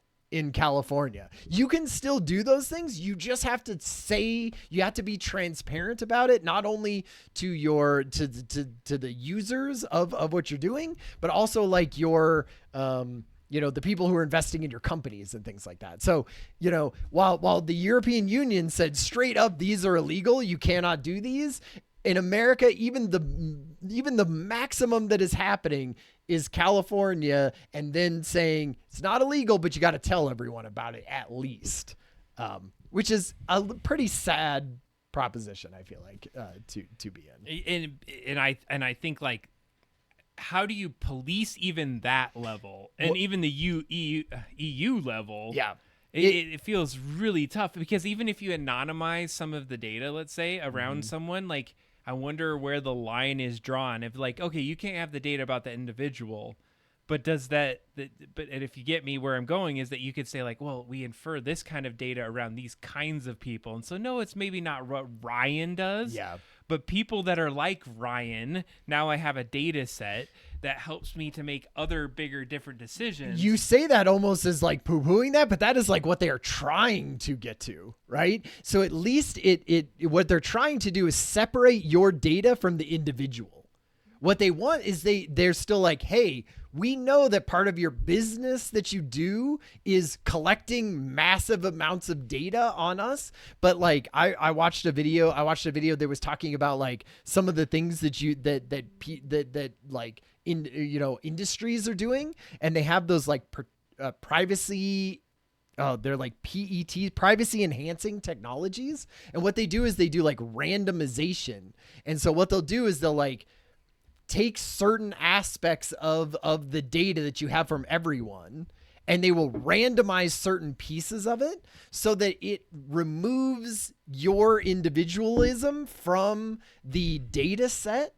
And then what that means is like not, so they would still get their data of like 34 to 44-year-olds like this thing, right? Or like they still get a lot of that, but what they don't have is that like Adam Pocious is that exact person that has all of these traits, because like enough of it is randomized that it puts that sort of like static in the data, so that like they still get some of their stuff and you get more privatization, and like their models are less accurate typically at that point when you do it, because of course they don't know exactly what everyone is doing because there's some randomization, but you stay private on your side.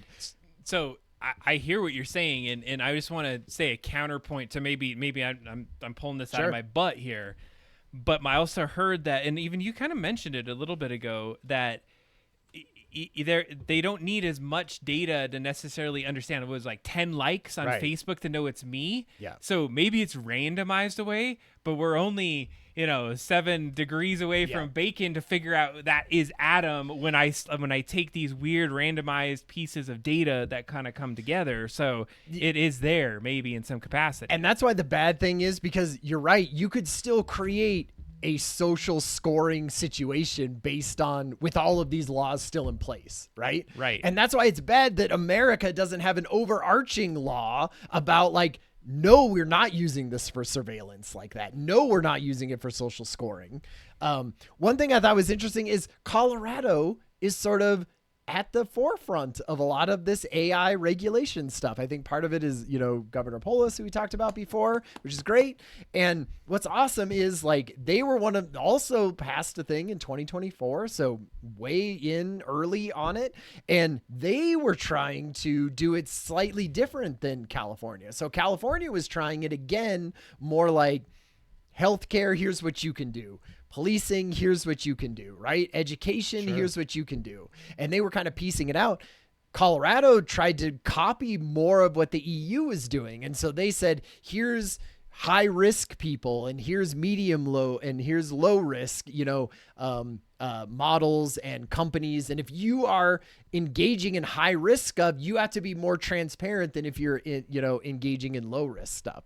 So they were trying to do all that. They have had a hell of a time implementing it though, because it is getting pushed back on every level, because one, we're the only state outside of California that's doing this. And so it's adding undue influence to whatever we're doing in our little podunk, Mountain West state, as opposed to the behemoth of California. Sure. And like the other thing is that we're the first ones that are trying to do it from this angle, of just saying there are high risk stuff and low risk stuff, sort of like the EU.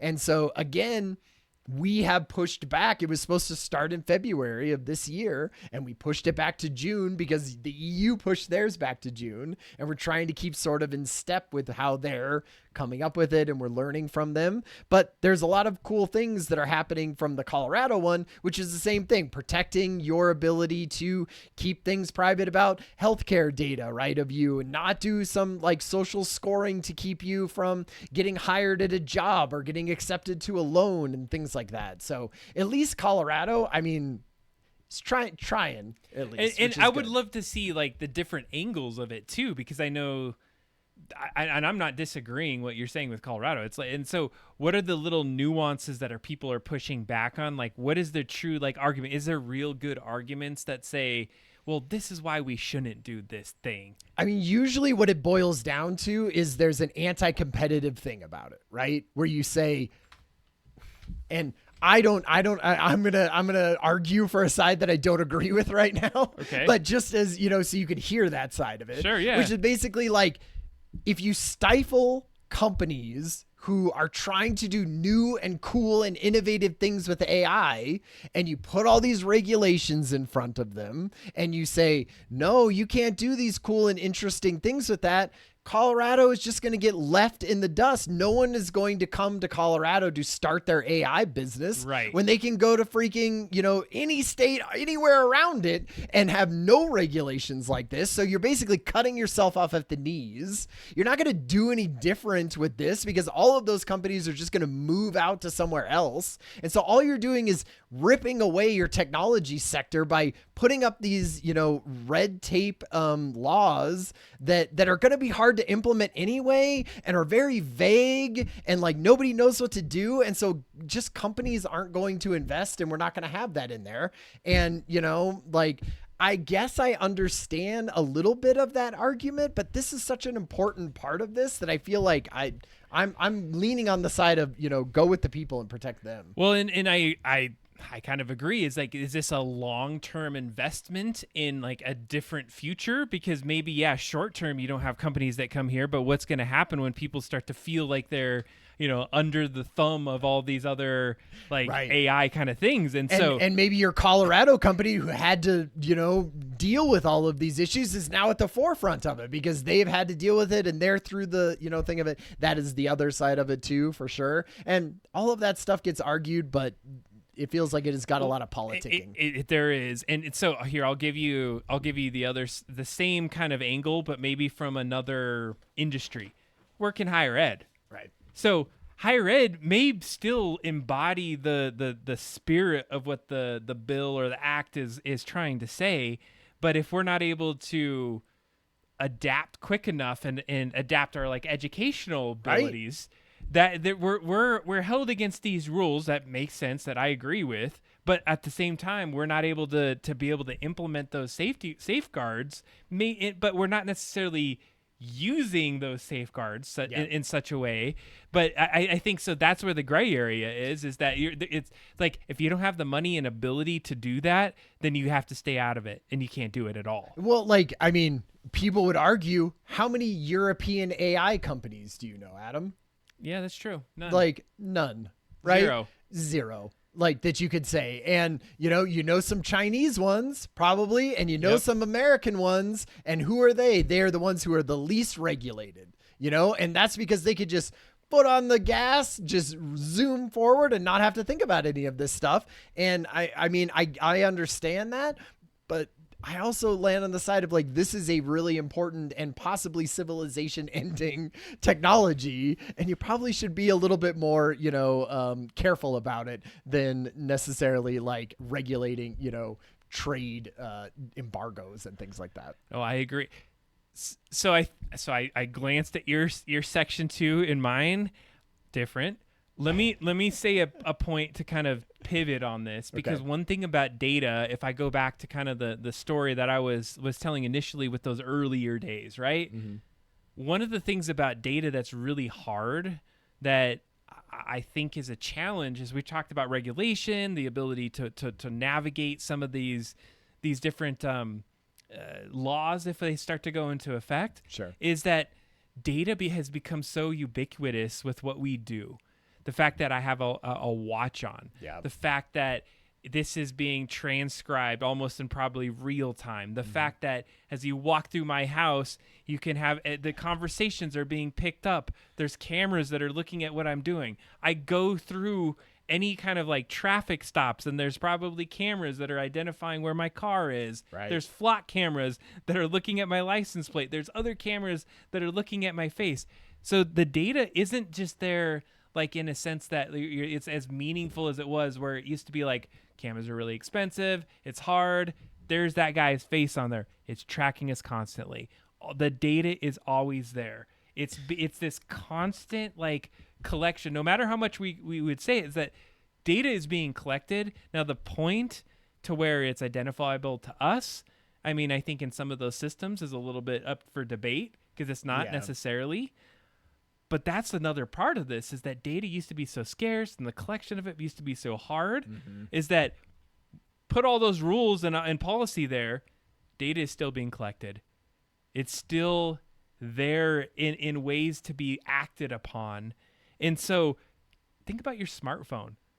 I have, me, I'm all about the Google reviews, right? Millions of follows and things on my Google reviews.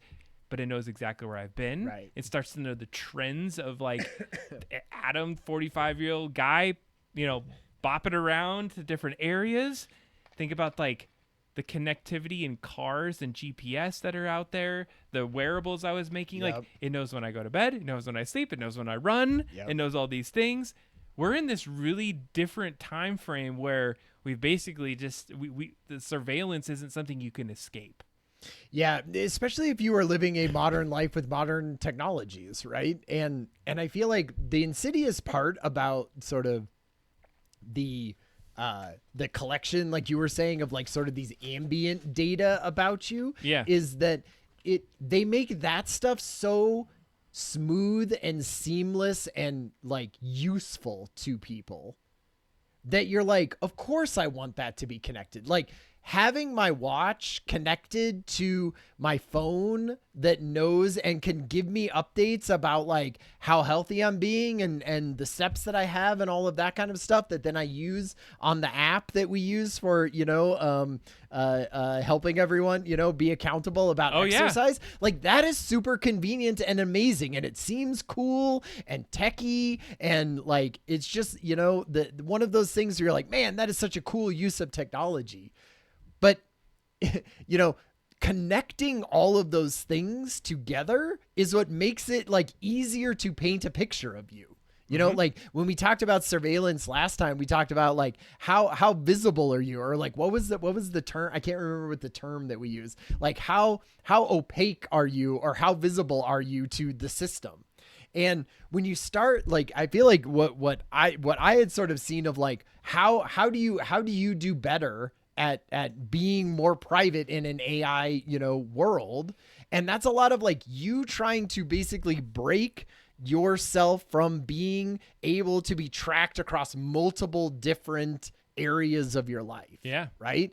And the tech companies want all of that data. They want to paint an amazing picture of you because that is much more valuable to advertisers and, selling you whatever, right? If I know everything about Adam, I know that I can try to sell him, cool tech equipment because this is the type of person that he is, as opposed to just throwing that out to anyone, right? So like the companies that are doing these types of things still, like, they can say all they want that like they're into privacy and they do that, but like the market is rewarding them for having the most clear picture of their consumer, and then selling that information to people that want to sell you things. And so I thought, there was a lot of where it was talking about like, what can you do as an individual? And it's almost like you have to add friction back into that system. Right. And there were things that I had never even thought of why, like they were saying what you should not do is log into every single website with your Google account. Which like most websites will let you do now. And it's way more convenient. I just hit one button and I'm like, great. I never have to remember that password. All I have to remember is my Google password to be able to get into those sites. And I do that all the time. And they were like, oh, that's bad, because not only then is Google then now has for every single one of those things, it knows way more about me because it's connected to my watch that I'm downloading the thing for. And it's, it's connected to all of these different services of my hobbies and my work and my personal life and my kids and my family and my house and all those things. And so it's painting this bigger picture of me. And so they were like, what's one thing that you could do, like, to protect is to segment more of your life. So say you have an email account that I only do for like this type of hobby. So when I log into things about the hobby, I always use that email account. And when I do things for work, I always do this one. And when I do things for double drop down, I always do this thing. And so they were like, that's how you should do it. Don't log in with Google. Always just use different email accounts. And I thought, man, what a pain in the ass that's going to be.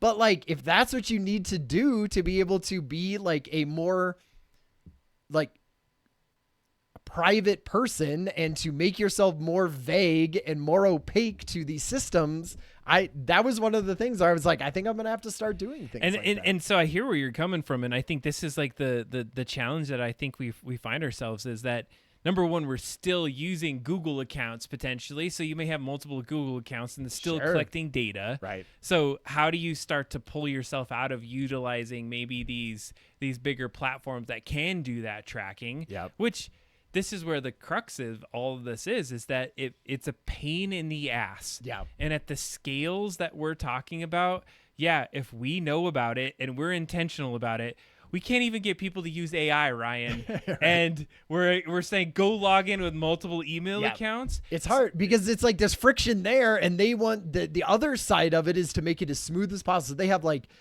UI developers and they pay thousands of people to make that system of you just saying, yep, that's good. I'm like, I will join into that, frictionless, and the opposite side full of friction. So I think what we're getting at here is, even the concept of being able to escape the ambient surveillance, or surveillance capitalism was what I used before because of that marketing. Yep.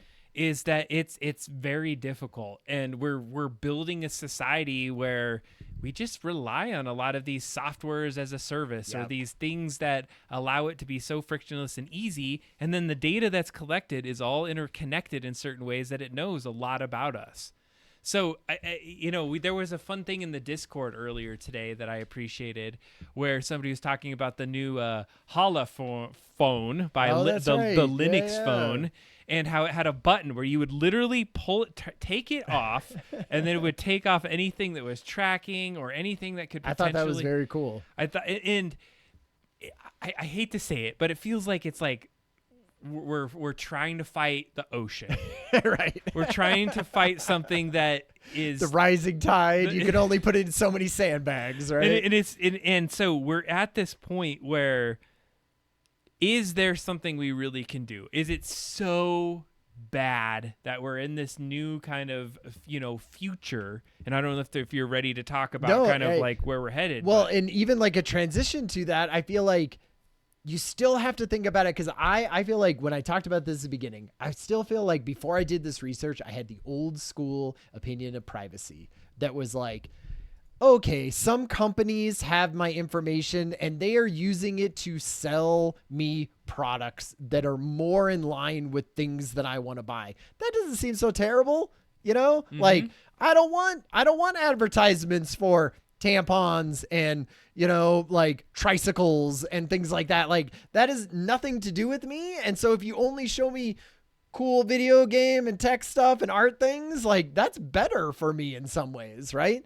But I feel like because of the way that you can do these new AI, like, mass surveillance and stuff, like, and the not to put it lightly, but like the administration that we have right now, I do not trust to have that kind of information. And the more that I hear about the technology companies like OpenAI and how sort of what I can see is basically spineless when it comes to working with the administration, I'm even more, like I don't want to be giving them the platform and the data that they can use to do mass surveillance in the United States. So, it has gone away from thinking about it of just like, it's the people that want to sell me, shoes and I can just ignore it if I want to like, man, this could be really massive group surveillance of an entire community. And what am I giving my data towards? And in that way, like thinking to the future of this, like it even gets even scarier of how this could be. And as you talk about that surveillance, and so there is a little bit of a compartmentalization in certain ways, is that you have big organizations that are collecting individual chunks of data, and that data that they collect is valuable to them. Right. And they probably sell that data to the other companies, let's be honest with that. But there isn't a singular point that I'm aware of, but it feels like the government can compel, and a lot of these companies are very much willing to lick boots to be able to give the data to get the right contracts and do those right things with the government. So where I feel as though, I don't never really necessarily thought about it just being sales to me. Maybe a couple of years ago, I saw it something worse, in the sense that it's the inference that I was really like worried about, is that, okay, good, you can sell me the nice product, but you're going to infer things about me that I don't necessarily want to be inferred on. because I like the organic way of finding new things. Like there's the classic Target story. I think you heard about this one, where there was like a teen, and based off of their just purchase patterns of like, hey, less like sugary things, or the way that you were buying some stuff, that they understood that she was pregnant before she even knew she was pregnant, or the family knew she was pregnant. She hadn't told her family. She hadn't told her family. And so she knew because she was looking up vitamins, or she was looking up those types of... Just the fact that purchasing and having those products like tell a story about that person. Yep. And that was how long ago? Yeah, right. It was already a thing. That was even before we were talking about AI, right? And there was some other things, like, and it was like 10 years ago. I was talking with this engineering professor recently, and they were saying like they remembered watching and learning about some travel things, because they're big into travel engineering and like this, building of cities, that they were able to pinpoint based off of like 15 locations, and that amount of data, kind of similar to your likes on Facebook, would be able to identify who the person was just because of like where they traveled, and some geographic points. And so we are to the point that's well beyond that. And it's not just like you have to have a human that figures it out. You have data that can tell you that from an AI. And I imagine like, even like your job is like has government contracts that they do. Like it is part of it, it's a university system. They get money from the government and things like that. The government could come in and be like, well, I know all this stuff about Adam Pocius, and I think that he is a Democrat, and I think that he is, maybe going to rise up against, the Trump administration. So here's a bunch of people, and we want you to fire them. Right? Hey, thanks for feeding the AI, Ryan, on that false. Take that out. Reverse. A full independent Adam Pocius. But I'm just saying that they could know those types of things, and this is where we talk about like the future of this kind of stuff. Like if they know all of those things and they can infer all of that stuff, an untrustworthy government could go in and make a justification for doing any of that, right? And cleaning house and being like, all right, we're going to plant you in with people who are more in line with our ideology and have a higher, a score that we like in certain areas. And so bring those people into all of these influential places. And so now you have a Gattaca situation where the only people that can get jobs are the ones that have certain scores in certain areas, and they have the clout in certain things. And, and there's the haves and the have-nots are even more cleaved at that point. I love this. I think we're aligned on where we're heading, because I have some hot takes, and I have some interesting things that I would say, at least in the short, next couple years, that I want to start to practice personally. Yeah. One of the first things that I would mention is that I want to start running my own local models. Oh, okay. Because and unfortunately, the damn AI industry has kind of screwed me. Just super side note, I had a PC developed last year that was going to come in at around $3,000, Ryan. Okay. Do you want to take a guess as to how much it cost? The same PC that I was going to build this last year. Anyone take a guess? I would love to know what your guess is on this. Right now, what I'd have to purchase this at. $9,600. From $3,000 to $9,600. Triple. More than triple. And it's still rising. And that's so that I could even run local models enough that's effective as to like the current models right now. Yeah. And so video cards and RAM probably video tripled in cards, price. RAM, and storage were the big pieces. Yeah. So RAM became like the RAM that was about 500 was going to be about 2,500. And I couldn't even get to the level that I wanted to. Right. And so I only say that is that I think that it's scary, because then the consumer and prosumer computer market is going to be washed away, and they're going to just be like connectivity in an AI model, and they're going to collect our data. Right. And like the future, because it's got to go to the cloud, right? Because you can't even afford to have that server. Local models are not going to be a thing. But beyond that, I think we talked about the inference and how like the inference is going to be a challenge of the future, but you were just hitting it on with the Gattaca. I called it privacy as a luxury. Yeah. And I think that we're going to start to see that protections are going to be really kind of stratified. You're going to have wealthier individuals. They can afford the privacy, right? Mm-hmm. They're going to have the privacy first devices. They're going to be much more expensive. and that they're going to have tools to contain and like maintain that privacy. And then if you go all the way to the other side, you're going to have the people that are going to essentially have to have the ad driven. They're going to have to get up all their data. I can't remember where I said it, but I wrote a couple different areas into this, and this could be a whole bunch of BS. But they kind of took it into some categories as to what they think of the future and privacy would look like. And I just thought it was interesting. They said people that couldn't afford the luxury, they'd be called the feed or feeders. Okay. And they because they would be feeding their data to train the models, to train the data, and they would basically have zero privacy. And so their currency to purchase access to this would be, they are like literally feed for the models. You know, but I feel like this is where I come back to, like, there needs to be regulation at like a national or international scale for this kind of stuff, because you could stop that. Like, there's not that much that could make something randomized of those people's data, right? Like, you could subsidize servers in everyone's house the same as you do electricity or things like that if you're a poorer, and be able to allow everyone to have their own server inside of their house that can hold their own data. Like, Mike Azul in the chat talked about Apple like having things to help with privacy. I feel like they are at the forefront of that, and a huge part of that is like, only do it on the device. You know, all the data stays on the device, and then only thing that gets brought in is the model, but then nothing goes back out into it. And I feel like you could come up with rules that said the AI companies and data companies can still get data from it. They can still, you know, learn things about us as a society and all of that, but it doesn't have to be at the individual level.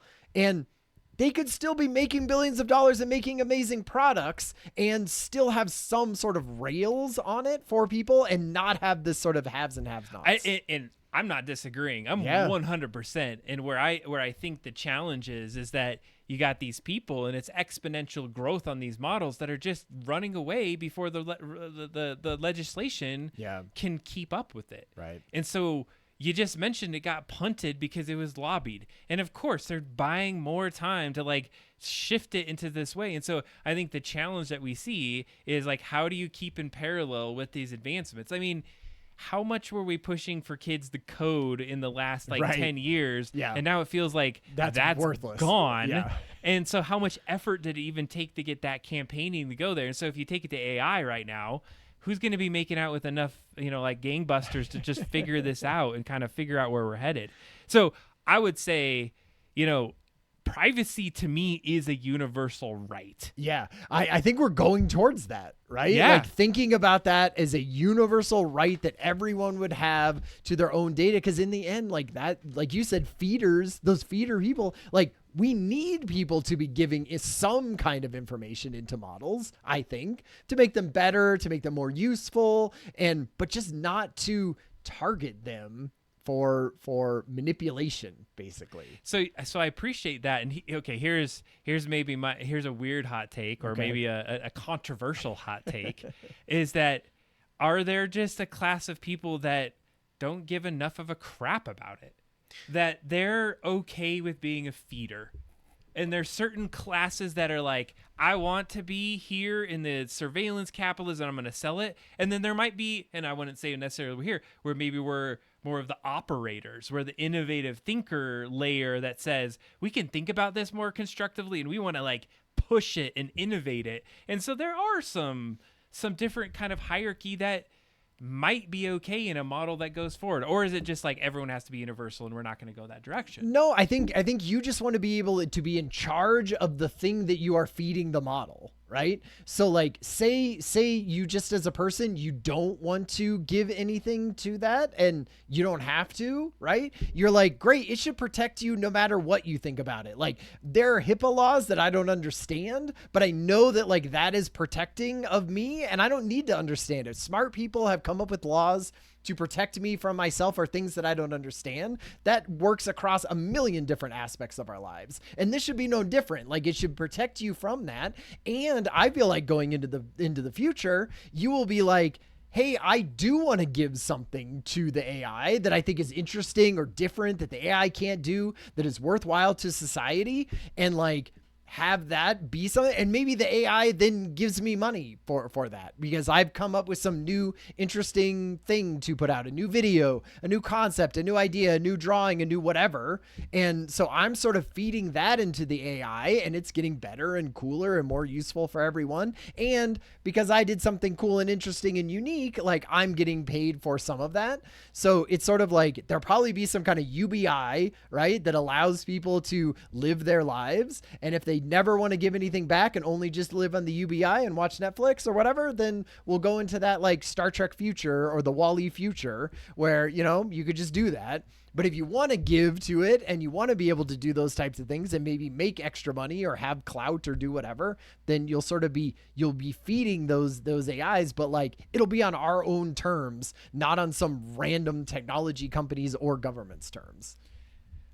I absolutely love where we've taken this argument. And one thing I try to really be mindful of, even if I don't agree with maybe some of the points, is that we didn't get into some of the benefits as much as to like what could come from this, because sometimes I think we get so polarized one direction or another that we see it on this like everyone should have this. And so I had put out one of the videos about surveillance, and there were some people pushing back about like, okay, yeah, but we do see other countries using it to scale. And like when we started thinking about, there are people probably on the other spectrum from where we're at right now that are like, we just want to like screw the system. We want to use every possible thing. We're going to eke every dollar out of everything. And so they're maybe considered in that have-nots category. Yeah. But are they also like maybe just not great humans or great people? And so it's hard because I don't think there is there's a middle ground in certain places here. It's like we got to protect everyone, and we got to know that some of the people that may not be able to be the best are still going to get those protections. Yeah. And that's because there's shitty people in lots of different ways, you know, and you have to put in rules so that they don't screw over the system and just, you know, defraud, you know, Medicare and things like that. You have to stop them from doing that. Right. Like, you know, but we've figured that out before. Like we have stopped bad people from doing things within a system, and we have said we can set up rules for it. We can police those rules, and you know, but we could still have freedom on the other side to. But they're policing it through AI, is what we're getting to. Yeah, and that's what I guess that. And this is the weird gray area, the thing that if we use the inference, how much is the risk tolerance that certain people will be affected that actually shouldn't have been affected? Exactly. Yeah. And so who knows? I think so.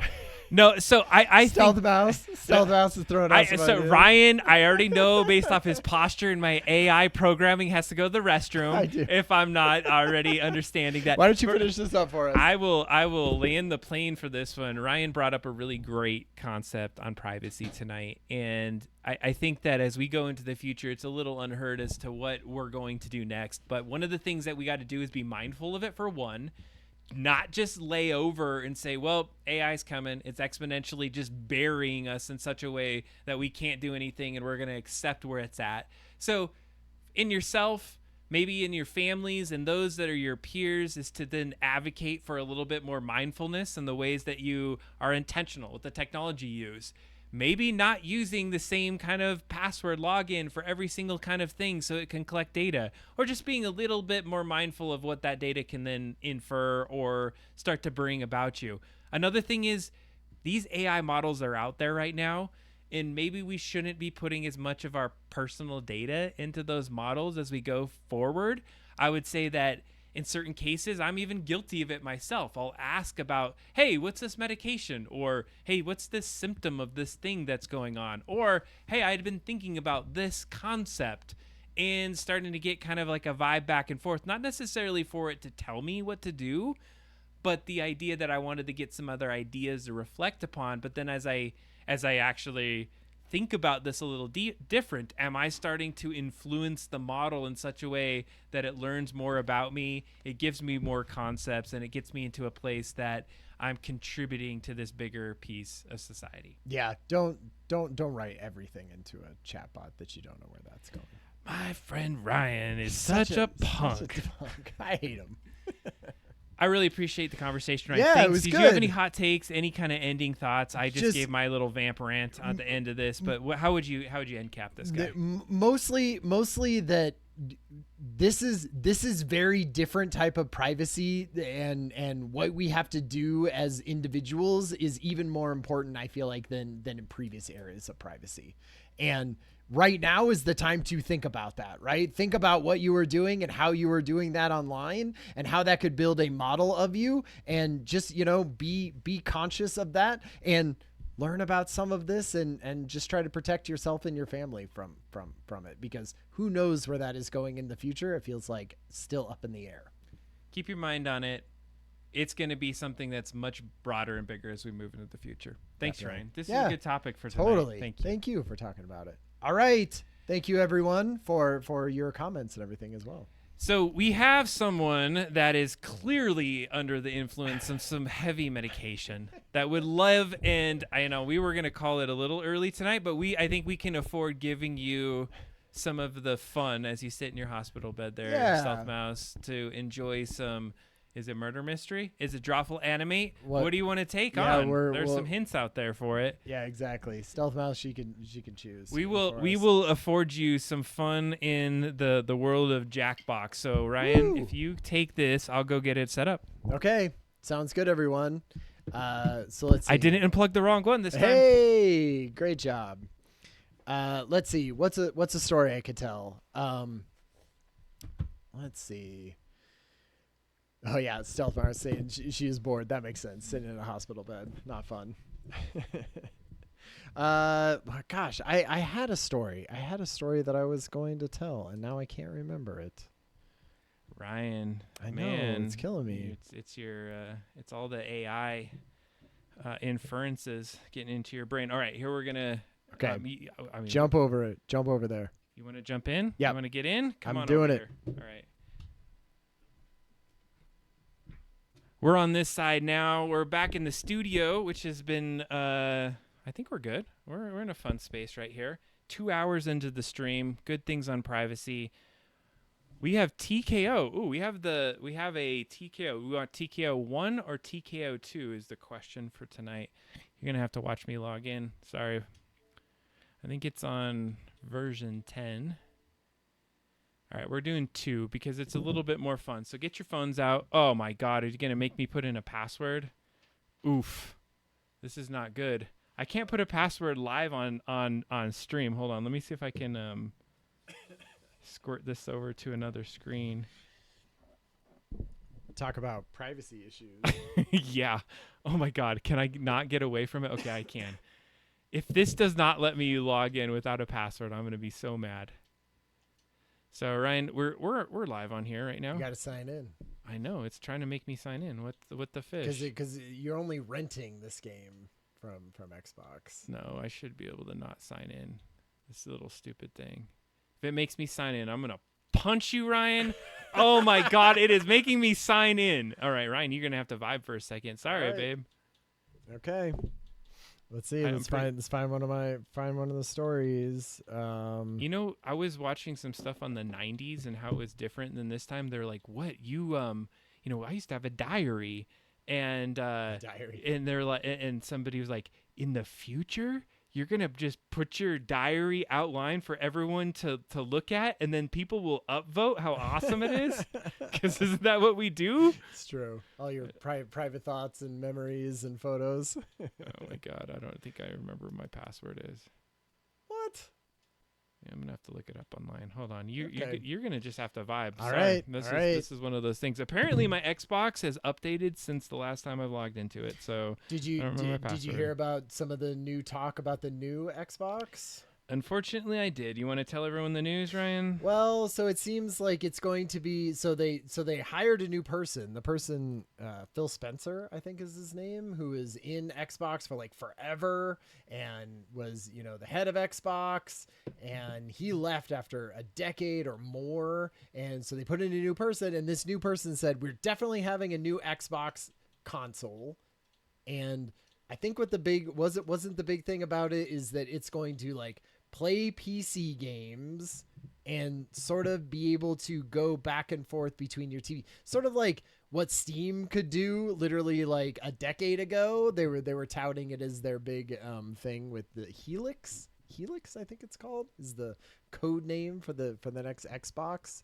I don't know. I wasn't that impressed. I also heard that it was going to cost like $1,500 or something ridiculous, because you talked about all of those computer prices going way up. And I was like, no one is going to buy the next Xbox if it costs $1,500 and does what a Steam machine could do.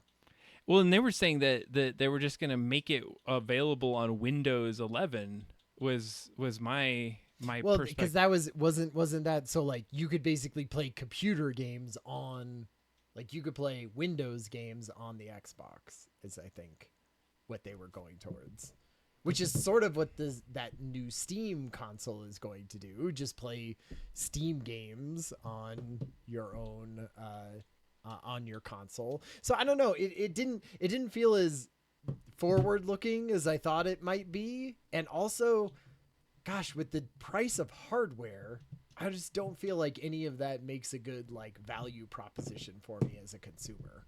Like telling me that my new Xbox is going to cost almost three times what the highest end console costs beforehand, like that. I mean, you're not winning me over, Xbox. I don't care how many, cool new marathon games Bungie's creating. And are they going to release it? I'm just a little backstory right here. I'm gonna have to reset my damn password live on stream. I did not expect this to happen, geez. And I don't even remember what my password is. We weren't gonna play Jackbox, and Jackbox, took the night off. Apparently, it surely did. No, Xbox did. It decided to say, "Hey, you're talking about privacy, talking smack about our fun things here. Maybe change your password then if you're so big on privacy, big privacy baby."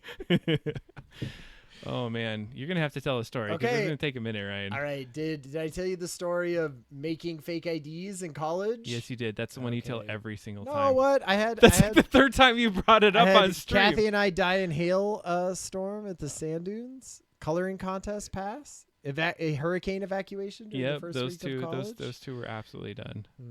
I need to come up with some more of these. Was it there when I had a friend overdose in college? Oh, that's a good one. You maybe should tell that one. Okay. That's a good one. So it was junior year in college. What is the SCAD, right? It's the Savannah College of Art and Design, where I got my undergraduate degree. Actually, you should tell about SCAD. Tell a little about the college. I think that would be a really good vibe to talk about. Let's see. The Savannah College of Art and Design is in Georgia, right? Obviously, Savannah on the beach, or near the beach, which is cool. It's a private art school that doesn't have a campus. It basically has sort of like a scattering of buildings all downtown.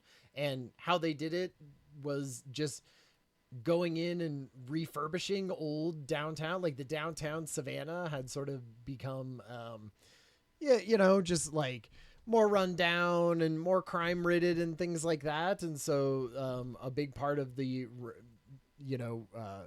revitalization of the downtown was the SCAD buying buildings and making them into making old hotels into dorm rooms, taking old buildings and turning them into, school classrooms. And so, you'd have, the old prison was now like the architectural building, and it had still old, cells done in it. And there was always a historical preservation, major at SCAD, and part of their going through the major was helping to restore old buildings in downtown. And now if you go there, it's like it almost looks completely different than it did in the 80s when SCAD started. And I did a trip one time to go out to visit you. Remember this? Yes, of course. And it took 26 hours of driving straight to go and hang out with you. And then we went. Adam didn't sleep him and a friend went back and forth driving and got there in 26 hours.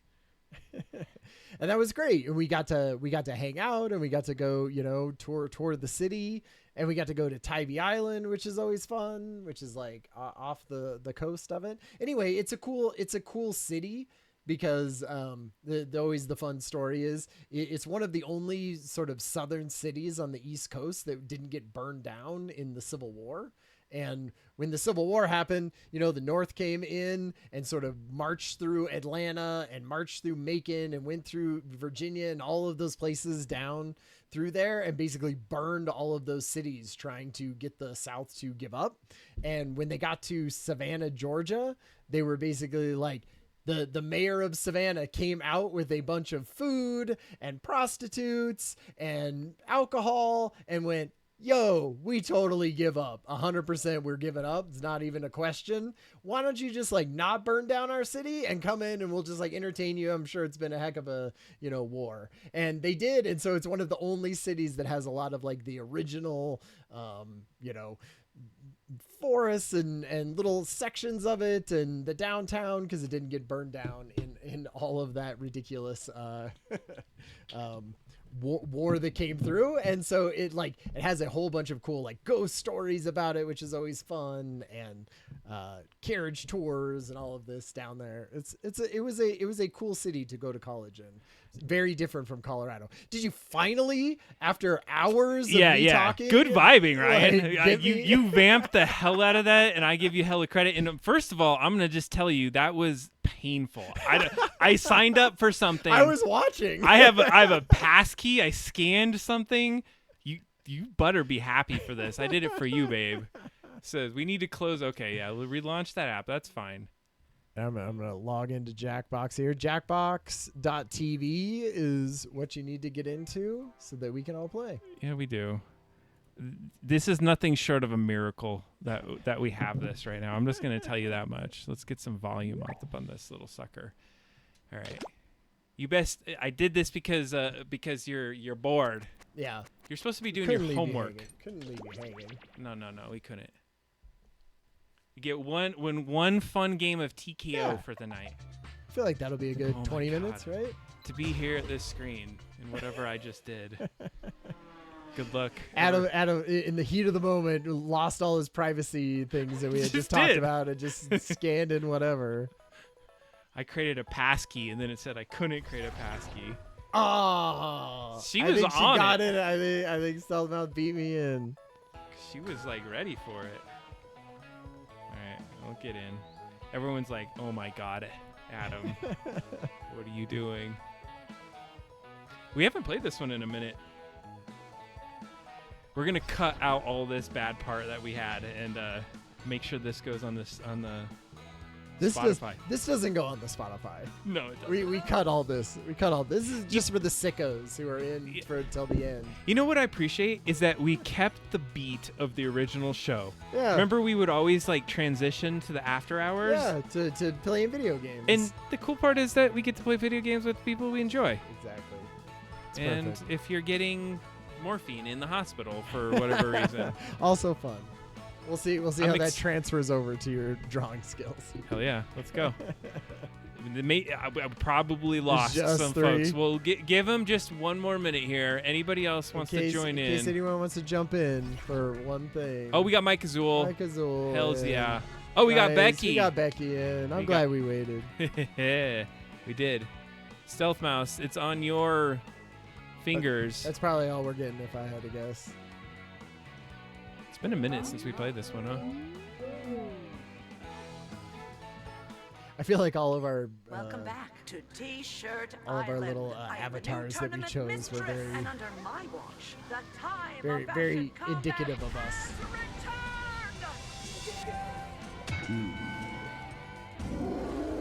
Hopefully, there's not a lot of lag, folks. Does that happen before? That happened last They time? said last time some people were saying there was some lag. Let's get to it. I'm looking for 3 drawings from each of you. That's right. So This is get just like busy random, using your right? device to create them. Begin. Yeah. Draw anything at all. Need some inspiration? Hit the suggestion button. Well, there's an eraser, There's though. an eraser. Yeah. We both saw it. You're doing 3 drawings in total, so pace yourself. And this first one, it's not the time, right? You can do it. You have like 90 seconds for that first. Yeah, we have 60 seconds left. For the first. Yeah, Because we used to do it where we're like, oh my God. you're right.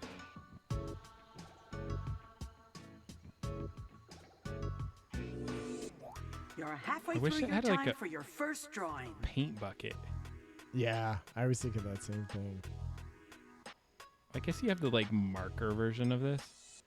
I was watching this other stream show the other day, Yeah. and they do a lot of these, but then they like put themselves in the game, Hmm. which I thought was kind of cool, in the sense that they would put their little characters or their video over certain parts of the game. They did a watch party, and it looked like they were on a couch. Huh. It was pretty cool. 10 is cool. seconds.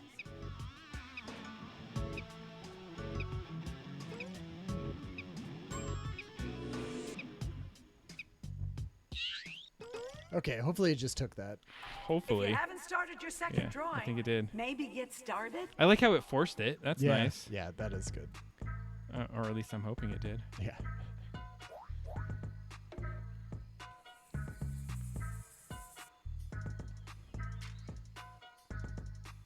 All right. One more drawing after this. Okay. This is not that kind of show. Let's erase that one. Had a really bad idea in there.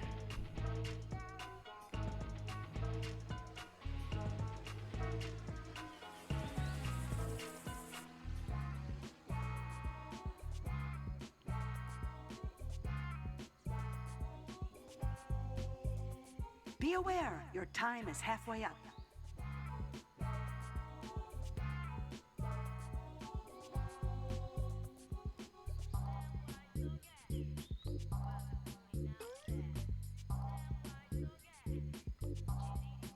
I really need to get a pen. Yeah. He's so much better with a pen. My mother picked a phone specifically because it had a pen for this game to play. Nice. Expecting great things, Becky. Yeah. Mrs. Higley. 10 Sorry. more seconds. Be respectful, Adam.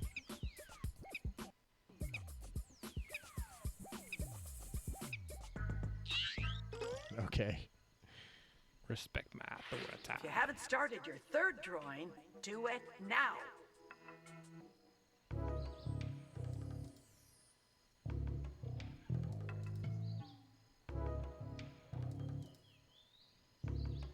You know, I'm glad we record these because all these drawings are fun. This is your final drawing. Give it all you got. Oh man. Give it all you got, everyone.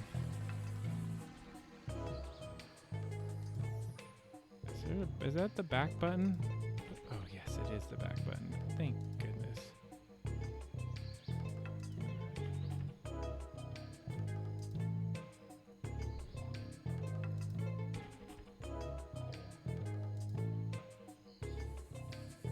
You're halfway through your time. Yeah, we are.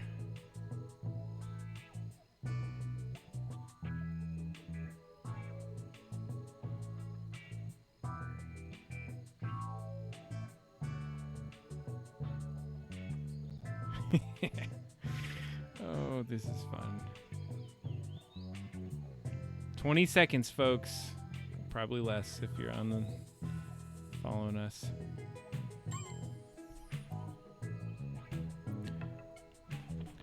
Ten seconds, wrap it up.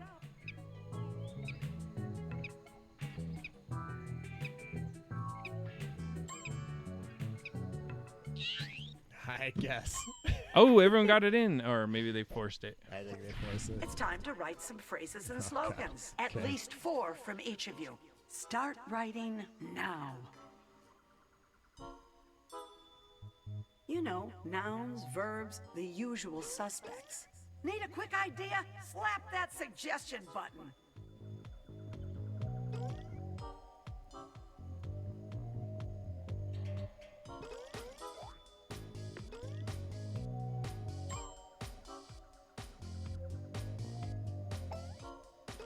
Running out of ideas? Go ahead and get weird. You're halfway through your time.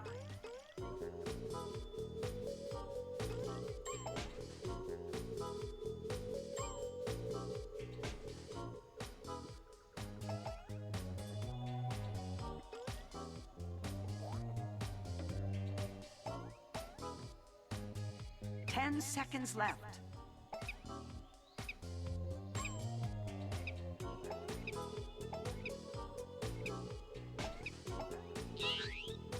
I misspelled You something. wanted to make sure. I hate that. Now's your chance. And then I hit enter and went, Choose one "Oh." drawing and one slogan to make one contender for battle.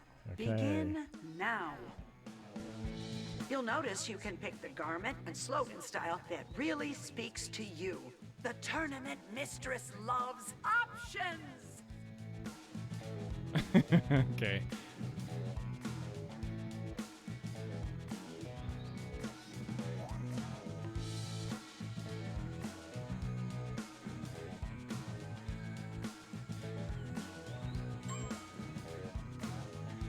Seconds left.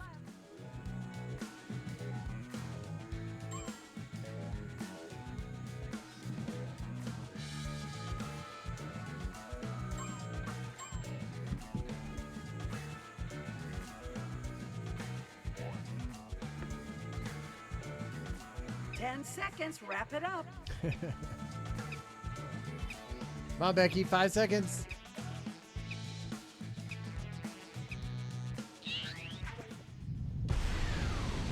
Okay, time to vote. Let the tournament begin. Fight.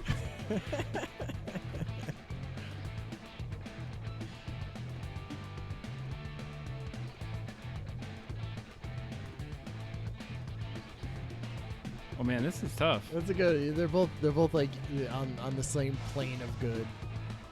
It was good to pair these up. Ooh, it's split. All right.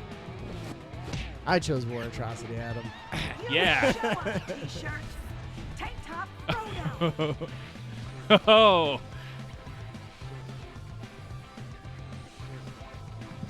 Those are both good. Oh my god. It's like, do you vote for the grossest or the current like zeitgeist of the internet? Right. Ooh, I voted against my own. So I voted I for really yours, Mike, as wanted well. to do that, but that one just had more vibe.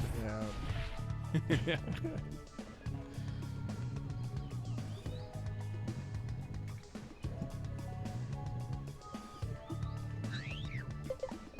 All Ooh, right, another cat split. sauce. Another split. This is good. It's good. They're close. Becky's taking Cat it. Sauce. Good job.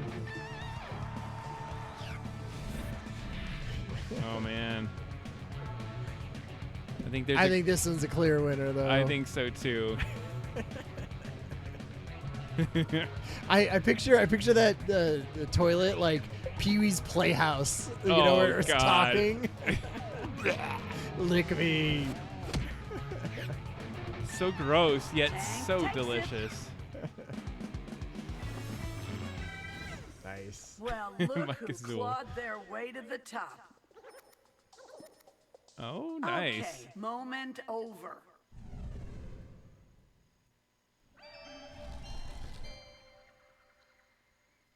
This is so good. Yeah. This is a Time good for one. TK one more was good. drawing, but listen up. You can start with a blank canvas or change a drawing we already have. Make your choice now.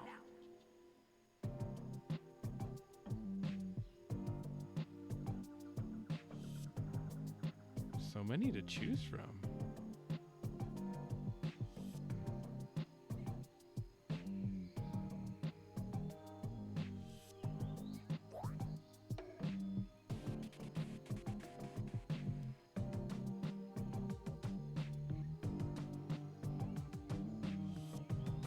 We have a lot of time for this one too.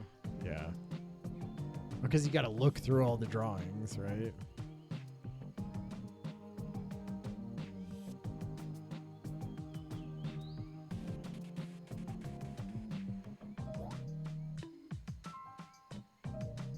Okay, you've all made your choice. Now get busy.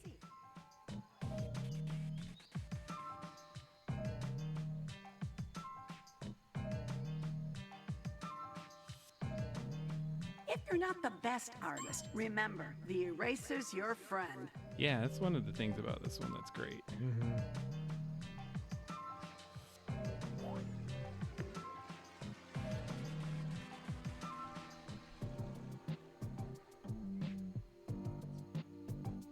Really give me something to put on the fridge.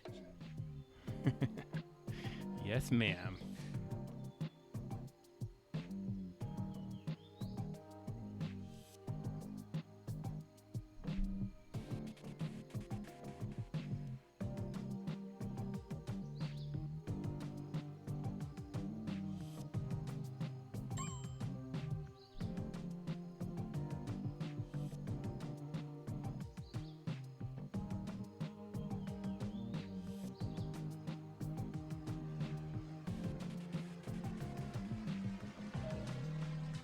"30 seconds left.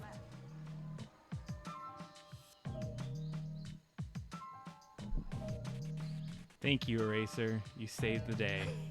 Bless you. Oof. I'm just going for it.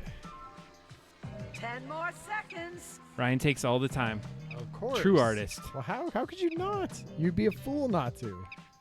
I don't know. Some oh, you did it even? What?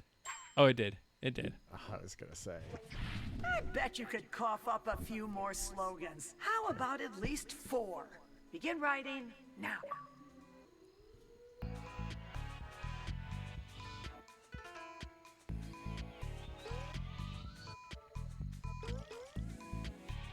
The suggestion button is still there if you need it, kids.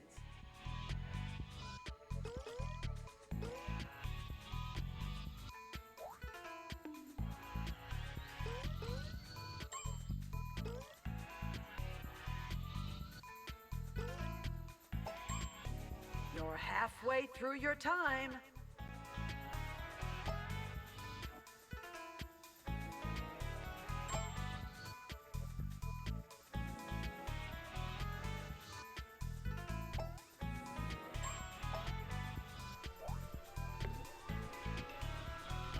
Ten seconds.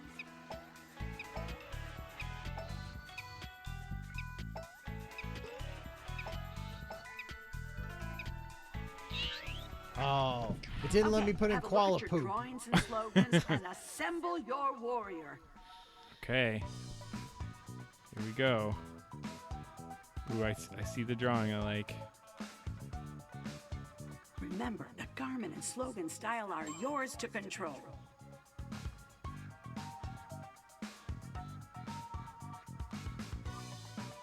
So good.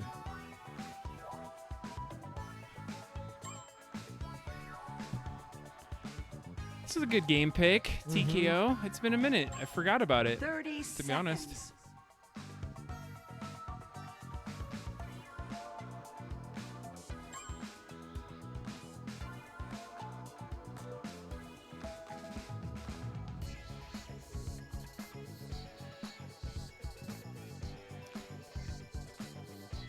Ten more seconds. Somebody knocked somebody out. Great. I wanted a clothing battle, and now I shall have it. Here we go, folks. This is it. I was making Begin the drastic tournament. changes to my shirt at the last moments even. Place those votes. Oh my goodness. Oh God, those are both weird in different ways. Yeah, like I have a judging factor. Like These are always split. yeah, it's I like, I picked Gym Teachers Unite because it was also like the gay rainbow.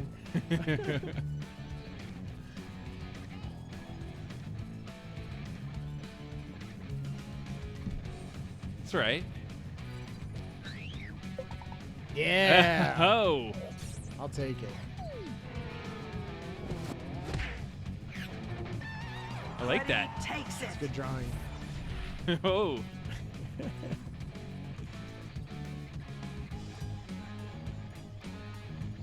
Somebody really liked ants this time. Yeah, there was a Good- lot of ant ones. Good job on the ants, whoever drew the ants. Another split. It's a good one. It's Good like split. that means it's good. Yeah, exactly. Clearly the ghost was awesome though. Yeah, it was pretty good.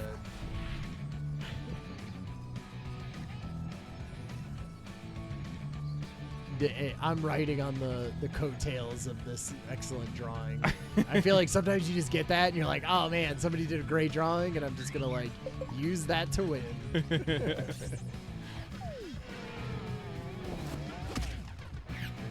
Catterdays for the boys is a good slogan. It is good.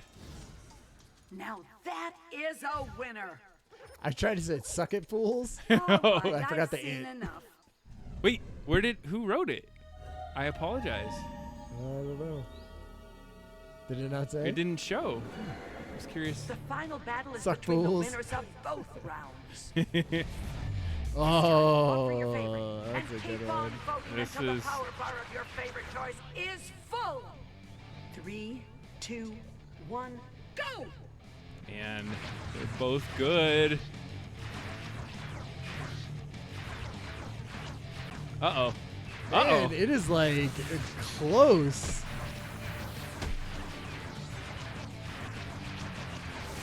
Okay. Oh! I will not apologize. snap!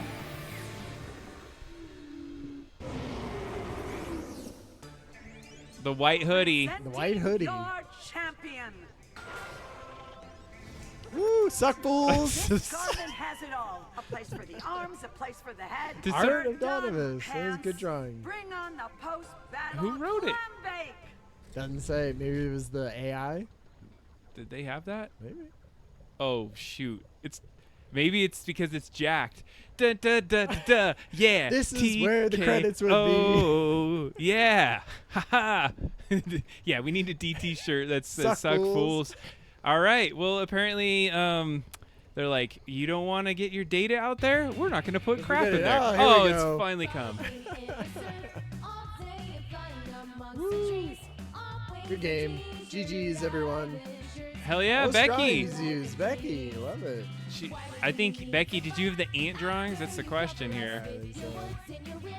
Stealth Mouse coming from the That's right. crazy drug-induced. That's how you get Mind. the best slogans. Of course, I wrote them. Oh, of most. course. Adam Wright always writes like a million. I don't even know how he writes. I don't even think I Most could write to ignored. anyone. Most ignored. Hey, but my drawing made the final shirt. That's true. That's true. It's all great. Thanks for playing, everyone. That was good. All right. Well, Stealth Mouse, sorry that you have to spend the night Ooh, next yeah, to weird neighbors in your hospital room. I'll be Just there. shouting this out. She's probably watching the person neighbor's probably listening to this. Yeah, but I didn't say it out loud as to what's going on. But it has been a great night. I love the topic of privacy, and even Yes. the ones on like job markets and things. Really solid go at it today. Lots of things I've been thinking about. So, cool. you Thank watched you, everyone. watched The Pit tonight. Yeah. So thinking about you, yeah. See, she's I haven't already watched offering it up. I haven't watched it. I'll be there in the morning, Stealth Mouse. Thank you for Yeah. all the insights in the chat. Really good like insights around like Oh, yeah, privacy for and the ways sure. that we're going. We went down a couple rabbit holes. Of course. We do want to call out like if there are things in the future that you want to like have Ryan and I talk about shorts about, we Yeah. would love to hear from you. We just need a little bit of vibes, I think, from folks. Mm-hmm. I know it helps for me to have like a topic. Otherwise, it's like, what is random Adam thinking about for the week and that he wants to talk about? And I'll take random Adam thinking throughout the week. I know, but mine gets like, I get really passionate, and I've been doing it in this room, and like, I'm like, I gotta say this thing, and so one thing I would say about the shorts is I had somebody like say something negative about one of the shorts that I put out there in a Oh, comment initially, and then like, and I was like, oh, man, like, do I want to put myself out there? And I'm like, Oh, no, right. screw it. I don't give a Got crap it. what y'all gonna say. I'm gonna do this. It's like you're not supposed to read the comments, you know. Well, because and that's where madness lies. do you not want to interact with the comments? I mean, you're supposed to, right? Especially now, but just like understand that there's always going to be haters, right? It's not like don't read the comments is not a thing to say no, you should never read your own comments, right. But just know that like that can be bad for your mental health and your own personal thing because people write jerk stuff, you know. That's just how the internet is. So we have a little bit of time. Do you want to listen to one of my album? Let's do things? it.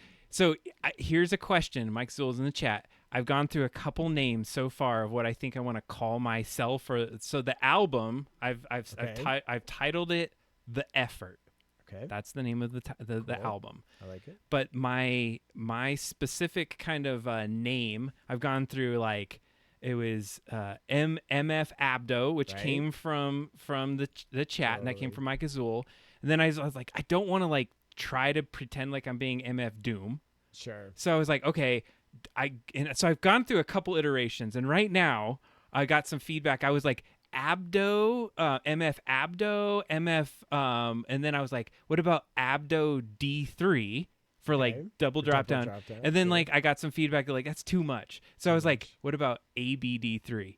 ABD3 is my rapper name, and cool. I just like some feedback on this. I like it. So I'm gonna let the chat. If Mike Azul, if you're still out there, I want you to choose one of two. There's two songs that you can listen to. There's one called "Barely Here" or "Clock Out." He likes ABD3. oh, AB3D. Ooh, because 3D printing and 3Ds. Yep. AB3D.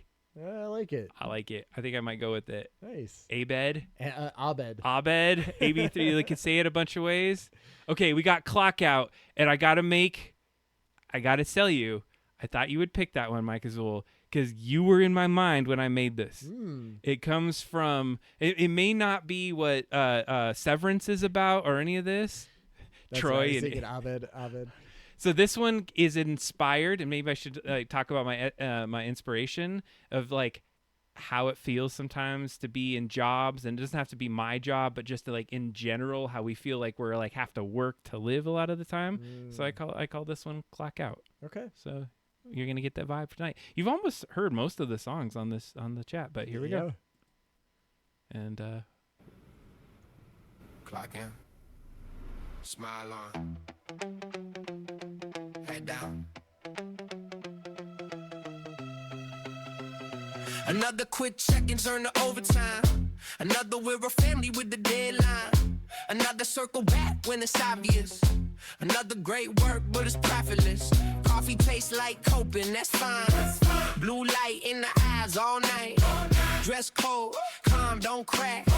Inside, loud like a heart attack. Red dude dreams past, hate and stress. That's the cause.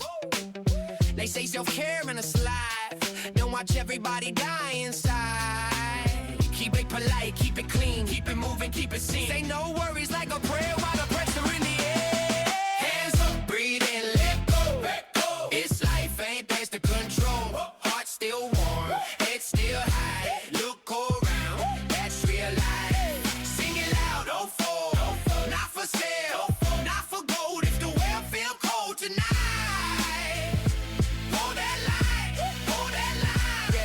Inbox heavy, so light, available, all night. They want passion on demand. They want loyalty on a plan. Paycheck small, ego big, culture talk. Same old screen, free snacks, no freedom. No freedom. Nice word, no sleeping on. Growth mindset, no breaks. Team players, more takes. Great exposures, no pay. Just one more thing, every day. Say it's sweet so it don't sound rude. But nah, not today. Hands up, breathe in, let go. It's life, ain't there's the control. Heart still warm, head still high. Look around, that's real life. Sing it loud, oh for, not for sale, not for gold. If the world feel cold tonight, hold that line. I don't need a wellness pole. my soul. I don't need another bag. I need a life that feels this whole. If you're tired, say it proud. If you're done, say it loud. Turn that fear into a flame. Say your name like it's the claim. White queen. Nah. White women. Yeah. Drink out, eyes up. That's the shit like that. No more sorry for the rest. No yes to all the stress. No more tricking in a chair. No more dying to be fair. Still here. Hands up, breathe in, let go. Let go. This life ain't that's the control. Heart still warm. Head still high. Look around. That's real life. See me live. Don't fold. Don't fold. Not for sale. Don't fold. Not for gold. If the world feel cold tonight, hold that line. Hold that line. Clock out. Nice. Oh man, that was great. I really like that one. Awesome. And they all have different vibes, and like and there's ebbs and flows. There's ones that I like more, but that was like from the heart. Like go in there, Nice. you're pissed off about your job, and you're like have to like put on this face, Sure. but then you have to get out. So Oh, yeah, that's I great. appreciate being able to Good share job. that. So When is this album coming out? it's coming out soon. Great. I gotta like finish all my edits on this. That's like one of Okay. the raw versions of it. One of my favorite songs that's coming out of it, I've recently done, and it's called Barely Here. But that's like Okay. the Next vibe time. on it, Next and time. we'll probably will see it next time. Yeah. So Nice. inspiration. I will definitely look at the link. Thanks for that. And thanks for hanging out, everyone, tonight. Yeah. And we will touch base with you next time on Double Drop Down. See you next time. Bye. Bye.